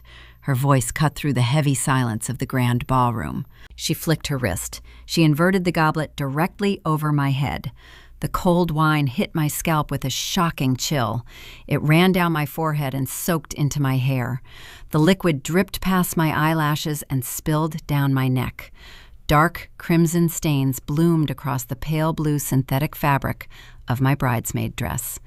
The cheap material absorbed the wine instantly, turning the light color into a ruined mess. Vanessa opened her fingers. She let the heavy crystal goblet drop. It hit the marble floor right at my feet. The glass shattered into dozens of sharp pieces. The loud crash echoed off the vaulted ceilings. 300 guests froze. A collective gasp rippled through the wooden pews. The elite members of Alabama high society sat paralyzed in their expensive suits and designer gowns. Dozens of smartphones were already raised to record the vows. Now those glowing screens captured an unhinged bride assaulting her own sister. I did not raise my hands to wipe my face. I did not scream. I did not shed a single tear. I just stood there, letting the wine drip from my chin onto the marble floor. I knew the reaction she wanted. She wanted a screaming match. She wanted me to look like the crazy, unstable sibling she had described in all her lies. My silence was a weapon she did not know how to fight. Down in the front row, Patricia sat rigid in her emerald gown. My mother did not stand up to intervene. She did not scold her golden child. She just adjusted her posture and looked around the room, trying to gauge how the wealthy guests were reacting to the spectacle. She still thought they could spin this. She still thought Vanessa could play the victim of a stressful morning. Footsteps broke the heavy silence. Julian stepped away from the center of the altar. He moved with slow, deliberate purpose. He did not look angry. He looked like a judge walking into a courtroom to read a final verdict. He walked straight past Vanessa. His polished leather shoes crunched over the broken crystal, scattered across the floor. He stopped directly in front of me. Julian did not offer empty words of comfort. He simply unbuttoned his tailored tuxedo jacket. He pulled the heavy black wool off his shoulders. He stepped closer and draped the jacket carefully over my ruined dress. The warmth of the fabric shielded me from the cold air conditioning. The gesture was incredibly intimate and profoundly protective. It communicated to every single person in the room exactly whose side the groom had chosen. Vanessa crossed her arms over her white silk bodice. A confused, arrogant sneer formed on her lips. She misunderstood the situation entirely. She thought her new husband was just managing a public relations disaster. She assumed he was covering up my stained clothes to save the wedding photos. She expected him to turn around and comfort her next. Julian turned to face his bride. His expression held zero warmth. The air between them dropped 20 degrees. "She does not know, does she?" Julian asked. His voice was low, but the perfect acoustics of the venue carried his words to the very back row. Vanessa lost her confident sneer.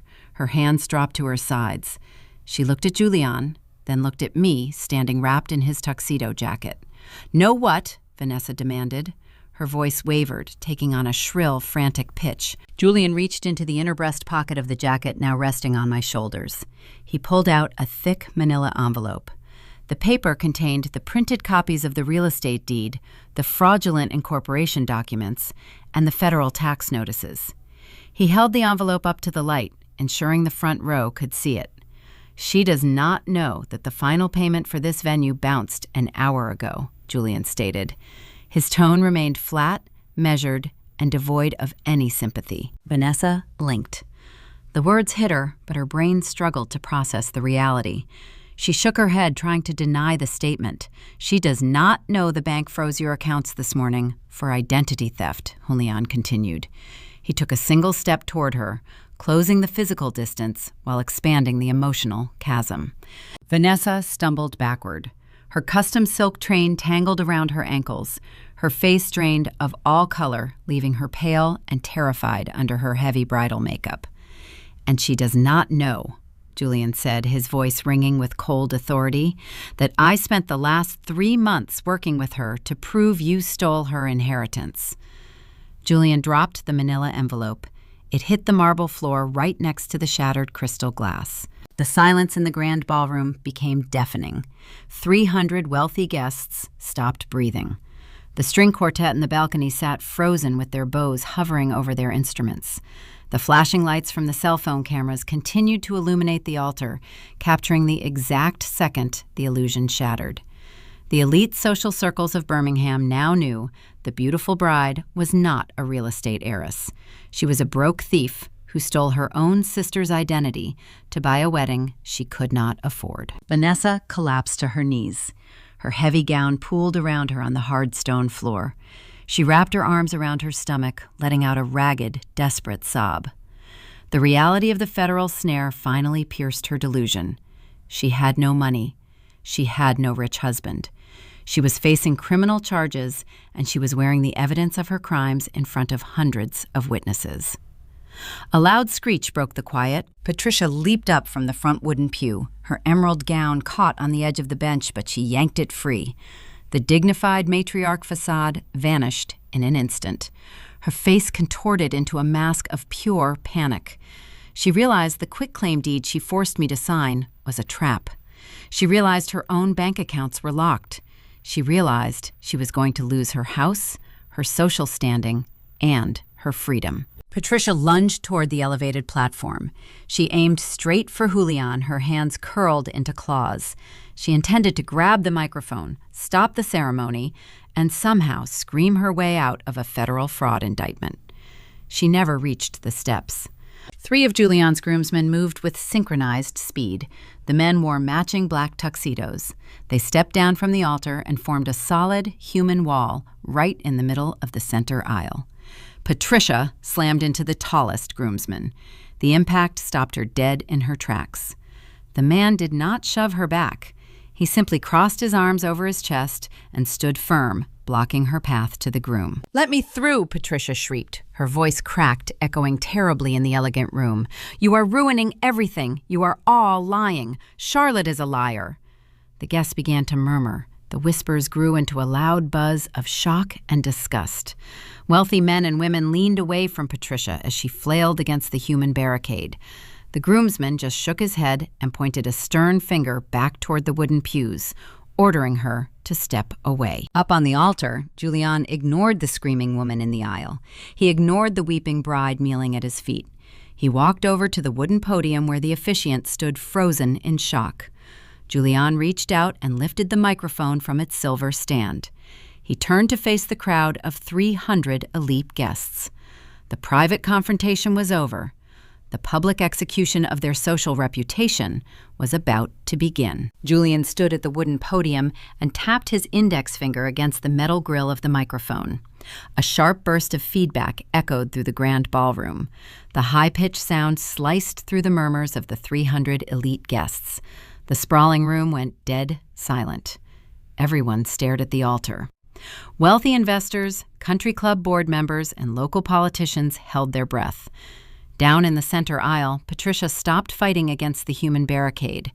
My mother stood frozen, her chest heaving under her emerald gown, staring at the groom with wide, terrified eyes. On the marble platform, Vanessa remained on her knees. Her heavy custom silk train pooled around her legs in a messy, wrinkled heap. She looked up at Julian, her face streaked with ruined mascara. Julian gripped the sides of the podium. He did not look at his bride. He directed his gaze toward the front rows where his own parents sat. His father looked grim. His mother held a hand over her mouth. "I want to apologize to all of you for bringing you here today," Julian began. His voice sounded remarkably calm. It was the measured tone of a chief executive delivering a difficult quarterly report. "There will be no wedding ceremony this morning. The reception is officially canceled. I refuse to marry a felon." A fresh wave of gasps erupted from the wooden pews. Several smartphones shifted angles, ensuring the cameras captured the groom's face. Vanessa let out a strangled cry. She reached forward and grabbed the fabric of Julian's tailored trousers. "No," she begged. Her voice cracked into a pathetic, shrill whine. "Please listen to me. Do not do this in front of everyone. We can fix this in private." Julian stepped back, forcing her to release his leg. He looked down at her with unfiltered contempt. "We cannot fix grand theft in private," Julian stated into the microphone. He looked back up at the crowd. He pointed a steady finger toward the weeping woman on the floor.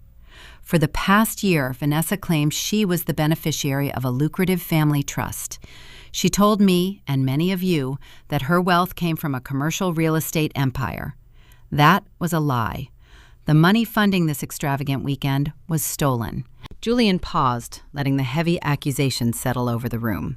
He pointed to the towering archway of imported white orchids framing the altar. "Every single flower in this room," he continued, "every bottle of premium champagne, and the very gown she is wearing right now were purchased with stolen funds." Vanessa and her mother Patricia committed federal identity theft. They stole Charlotte's Social Security number. They used her personal credentials to forge the incorporation documents for a shell company called Williams Heritage Holdings. The guests in the front row turned their heads to look at me. I stood quietly at the edge of the platform, wearing Julian's black tuxedo jacket over my ruined, wine-stained blue dress. I did not shrink away from their stares.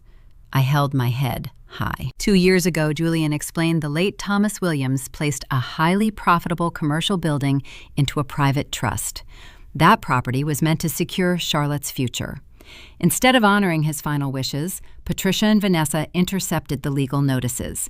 They hijacked the deed. They funneled $15,000 a month in commercial rent into their own pockets.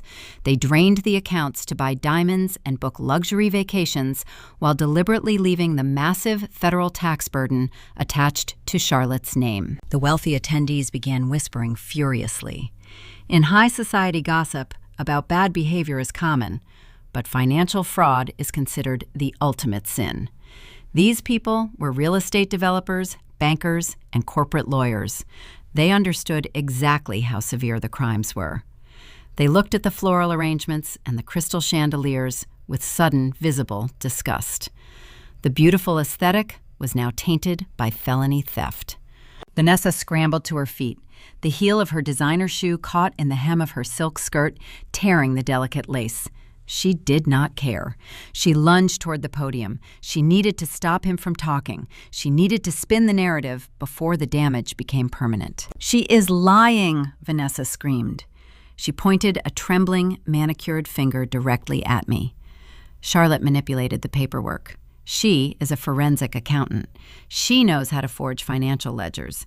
She set this entire thing up because she hates me. She has always been jealous of my success. She wants to destroy my happiness because nobody will ever love her. Down in the aisle, Patricia saw an opening and seized it. My mother pushed against the groomsmen again, raising her voice to support her golden child. "My youngest daughter is deeply unwell," Patricia shouted to the crowd, trying to project the image of a concerned parent dealing with a tragic situation. "Charlotte has a history of mental instability. She has been trying to extort us for money all year. Do not listen to her lies." Their desperation was palpable.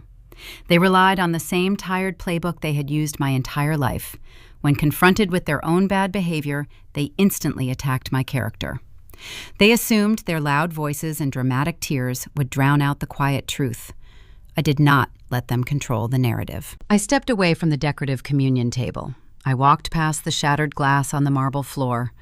I moved toward the center of the altar. Julian saw me approaching. He stepped back from the wooden podium, making room for me. He handed me the microphone. I looked out at the sea of faces. 300 pairs of eyes watched my every move. I reached down and unclasped the small, inexpensive clutch purse hanging from my wrist. I slipped my hand inside the satin lining. My fingers found the folded piece of thick legal paper. I pulled it out. I held the document high in the air, ensuring the bright stage lights illuminated the printed text. "I do not need to forge financial ledgers to prove you are thieves," I said clearly into the microphone. My voice did not shake. I did not sound angry. I sounded like a forensic auditor presenting undeniable evidence to a jury. I turned my head and looked directly at my mother, who was still standing in the center aisle. 2 days ago, I explained Patricia ambushed me at my apartment. She brought a dense stack of legal waivers claiming Julian's family demanded background checks for the bridal party. She threatened to banish me from this family forever if I refused to sign them. But buried on page 4 of that stack was a quitclaim deed. The corporate lawyers sitting in the audience gasped. They knew exactly what that meant. My mother and sister realized their identity theft was unsustainable, I continued. They needed a clean title to sell my commercial building and cover the massive debts they accumulated for this party. They tried to trick me into legally surrendering my own stolen property back to them. They needed my signature to finalize the theft. Patricia watched me sign the final page, took the documents, and walked away thinking she had won. Vanessa stared at the folded paper in my hand. Her jaw dropped. Her breathing became shallow and rapid. She realized the document she thought was their ultimate salvation was actually their death warrant. I turned my gaze away from my mother and locked eyes with the weeping bride. "You built your entire life on the assumption that I would always just stay quiet and fix your mistakes," I told Vanessa. "You thought I would just absorb the damage to keep the peace. You thought you were smarter than me." I lowered the document and looked at the final signature line. "But you really should have checked the signature before you tried to file this with the title company," I said into the microphone.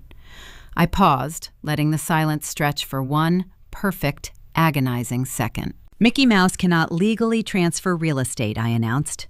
The ballroom erupted. The sound was deafening. Guests let out loud shouts of disbelief. Several people burst into shocked laughter at the sheer audacity of the forgery trap. The whispers turned into a chaotic roar of overlapping conversations. Dozens of cameras zoomed in on my face and the paper in my hand. Patricia went perfectly still in the aisle. Her face turned a sickly shade of gray. The realization hit her like a physical blow. She possessed a worthless, forged document that proved her intent to commit grand theft. She had handed the prosecution their star piece of evidence. Vanessa let out a hollow, defeated sound. Her knees buckled. She collapsed onto the marble floor for the second time. She buried her face in her hands, hiding from the flashing cameras and the judging stares of the elite society she had tried so desperately to join. I reached up and switched off the microphone. I set it gently down on the wooden podium. Julian stepped forward. He reached up to his left lapel. He unpinned the expensive white orchid boutonniere. He did not look at the woman crying on the floor. He dropped the flower. It landed right next to the shattered crystal goblet, the crushed petals mixing with the spilled red wine. Julian turned his back on the altar. He walked down the marble steps. The groomsmen standing in the aisle stepped aside, parting like a sea to let him through. He walked past Patricia without giving her a single glance. He pushed through the heavy wooden doors at the back of the room and disappeared into the hallway. I folded the quitclaim deed and slipped it back into my clutch. I adjusted the warm tuxedo jacket resting on my shoulders. I followed his path. I walked down the long white runner. I ignored the gasps and the pointing fingers. I reached the center aisle and walked right past my mother. Patricia tried to reach out and grab my arm, but I stepped out of her reach. I pushed through the grand doors and left the ballroom. I left my mother and sister stranded on a stage of their own making, surrounded by 300 whispering witnesses who would never, ever forget what they had just seen. Monday morning arrived with bright autumn sunlight cutting through the vertical blinds of Thomas Sterling's polished office on the 12th floor in Mobile. I sat in the same leather guest chair I occupied a few days before, but the atmosphere in the room had completely shifted. The anticipation of the trap was gone. Now we were processing the wreckage. Thomas slid a fresh stack of legal correspondence across the dark mahogany wood. The morning news cycle and local digital networks were still buzzing with leaked footage from the country club ballroom. Videos of the wedding cake, untouched the ruined dress, and my sister kneeling on the marble floor had circulated across social media channels throughout the weekend. But public embarrassment was the least of their worries. The true devastation was happening behind closed doors, driven by corporate law enforcement and civil litigation attorneys who did not care about family drama. Thomas tapped a finger against the top document in the pile. He explained that the management team at the Oak Hills Country Club had wasted no time protecting their business interests. Because Vanessa signed the primary catering and venue contracts using the Frozen Shell Company account, the initial $80,000 payment bounced back immediately when the federal injunction locked the funds on Saturday morning. The venue had tried to rerun the transaction through backup credit cards provided during the booking process, but those cards were automatically declined because Julian had already frozen his association with those lines of credit, and the wealth management accounts were under federal review. The country club lawyers filed an emergency civil lawsuit early this morning. They were suing Patricia and Vanessa jointly and severally for breach of contract, fraud, and damages. They wanted a court order to seize whatever physical assets remained in my mother's Montgomery house to cover the unpaid balance. The country club was not going to absorb an $80,000 loss for a wedding that never happened. Thomas opened a second file folder, revealing a thick bundle of papers stamped with official state seal markings. The civil lawsuit was only the opening salvo. Because the fraudulent incorporation documents cross state lines, interacting with financial institutions in Atlanta and corporate registration databases within Alabama, and because the fake quitclaim deed involved real estate fraud and identity theft, the district attorney's office had taken immediate notice. Federal and state investigators reviewed the forensic package my lawyer supplied. They did not treat this as a simple family dispute or a civil disagreement over an inheritance. They classified it as a calculated, white-collar conspiracy. The district attorney officially accepted the case as a multi-count felony indictment: grand larceny, identity theft, forgery of a public record, and financial exploitation of a deceased person's estate were now formally attached to my mother and sister's legal names. They were facing serious prison time. A white-collar crime involving forged real estate deeds in the state of Alabama carries mandatory minimum sentencing guidelines that judges rarely suspend. While Thomas reviewed the procedural timeline for the upcoming arraignment, my cell phone vibrated sharply against the polished wood of the mahogany desk. I glanced down at the screen. The caller ID flashed my mother's name. I had not spoken to her since she tried to storm the altar on Saturday morning. I looked up at Thomas. He gestured toward the device with a neutral expression, signaling that I was entirely in control of how to handle the communication. I picked up the phone, swiped the green icon to accept the call, and placed the device on speaker so my lawyer could witness the legal record of the conversation. I did not say a word. I simply waited to see what defense my mother had left. A choked, ragged sob came through the speaker. Patricia sounded 20 years older than she had on Saturday. Her voice shook violently, cracking with genuine terror. "Charlotte, please," she sobbed, the words tumbling over each other in a frantic rush. "You have to help us. You have to call that lawyer and tell the district attorney that this was all a terrible misunderstanding. They are saying Vanessa might actually go to prison. They are talking about felony indictments and asset seizure. You cannot let them do this to your own family." I listened to the panic in her voice. There was no arrogance left, no commanding tone, no demands for obedience.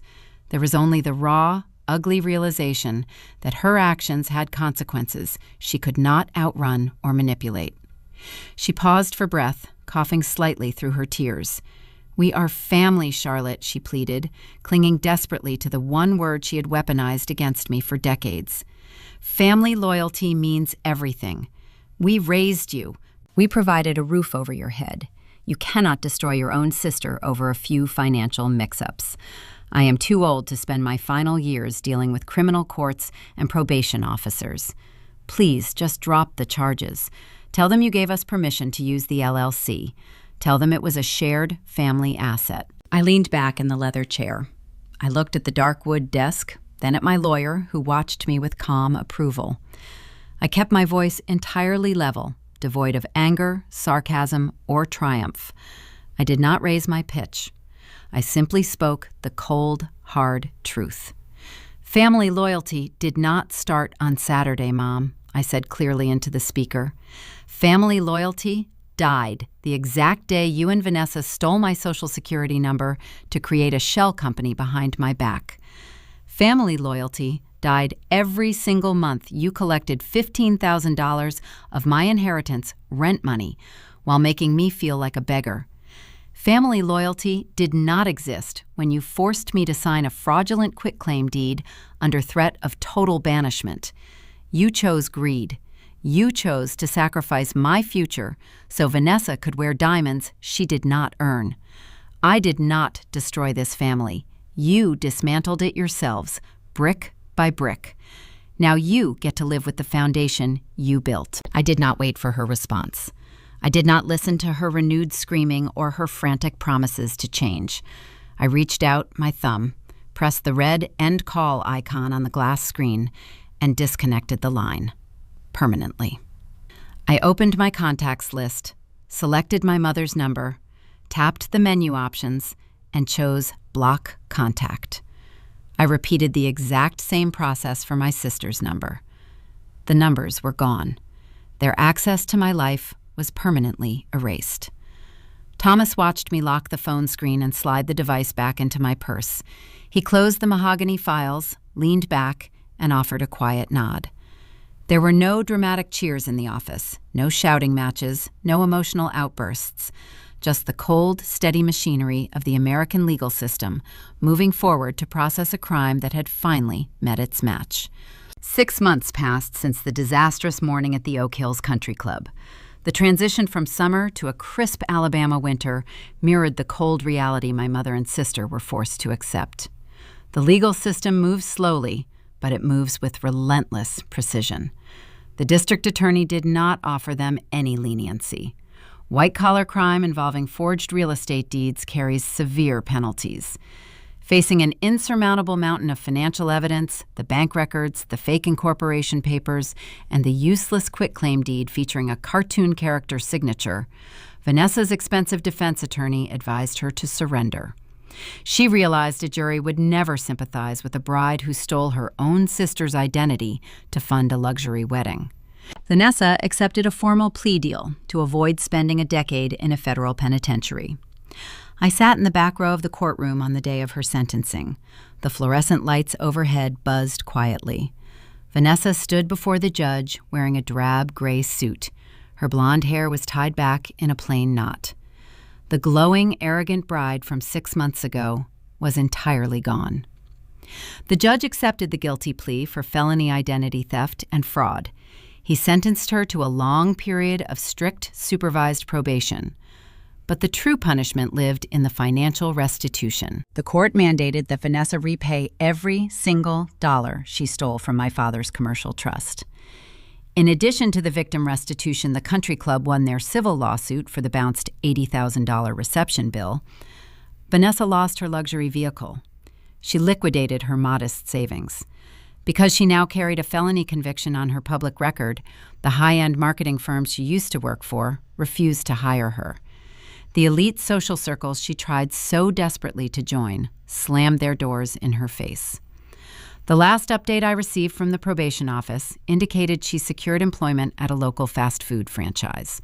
She spends her weekends fulfilling hundreds of hours of court-ordered community service, picking up litter along the very highways she used to drive down on her way to luxury boutiques. Patricia faced her own devastating reckoning. My mother avoided prison time because Vanessa took the primary blame for executing the digital bank transfers. But Patricia was still held jointly liable in the country club civil suit. She had co-signed the catering agreements. When the judge ordered the immediate repayment of the massive venue debt, My mother had zero liquid cash left to satisfy the judgment. Her gold credit cards were canceled. Her wealth management accounts were dissolved. I drove past my childhood home in Montgomery late one afternoon in November. I did not stop, but I slowed my car enough to see the reality of her choices. A bright red estate sale sign stood staked into the front lawn. The bank forced Patricia to sell her beloved status symbol house to satisfy the crushing legal debts. I watched strangers carry her vintage rugs, her expensive china cabinets, and her designer patio furniture out to their trucks. She lost the neighborhood she bragged about. She lost the country club membership she prized above everything else. Her wealthy friends stopped returning her phone calls the day the wedding videos leaked online. Without her money and her fabricated social standing, Patricia became a ghost in her own hometown. She moved into a tiny, cramped apartment on the outskirts of the city. She lives there alone, surrounded by cheap cardboard boxes, entirely cut off from the daughter she tried to destroy. My own life moved in the exact opposite direction. I reclaimed the commercial building my father left for me.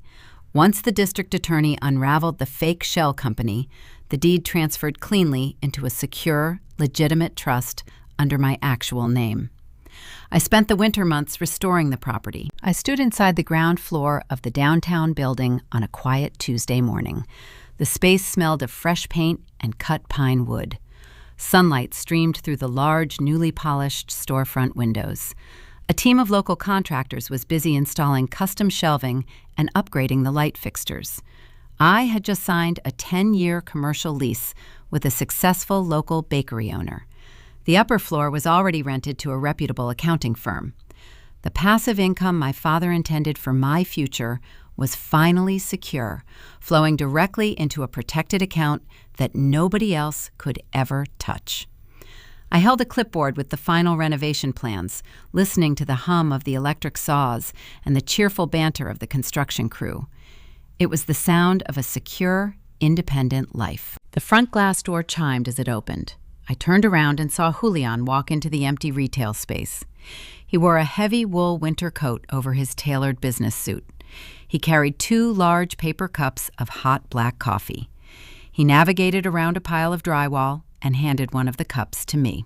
We stood near the front window, blowing the steam off our coffee and watching the morning traffic roll past on the busy street outside.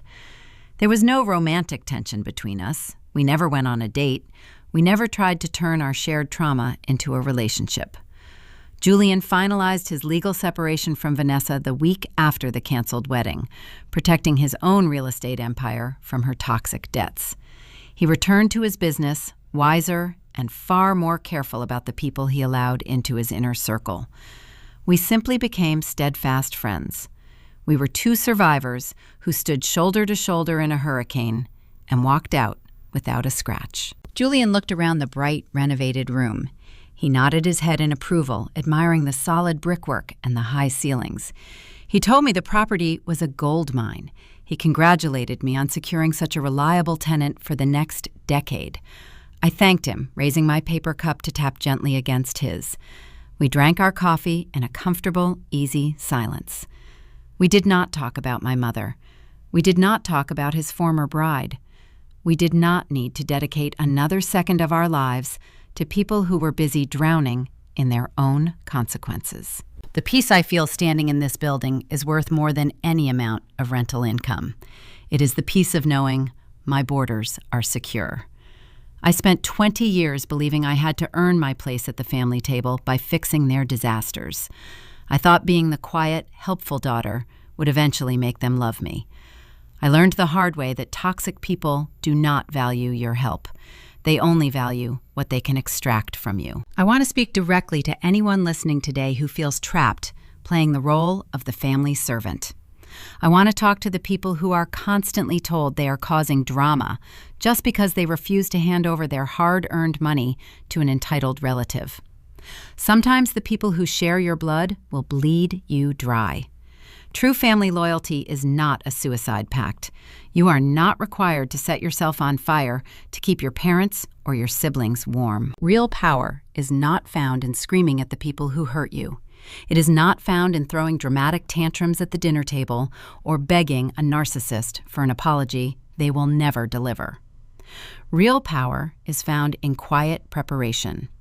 It is found in building ironclad boundaries, securing your own financial independence, and knowing exactly when to step back and let them destroy themselves. Have you ever had to walk away from a toxic relative to protect your own future? Have you ever let someone face the natural consequences of their own terrible choices? Share your story in the comments below. Your experience might be the exact push another listener needs today to finally stop paying the price for someone else's greed. Thank you for spending your time with Grape Vengeance. Remember to like this video, subscribe to the channel, and never apologize for protecting your own peace.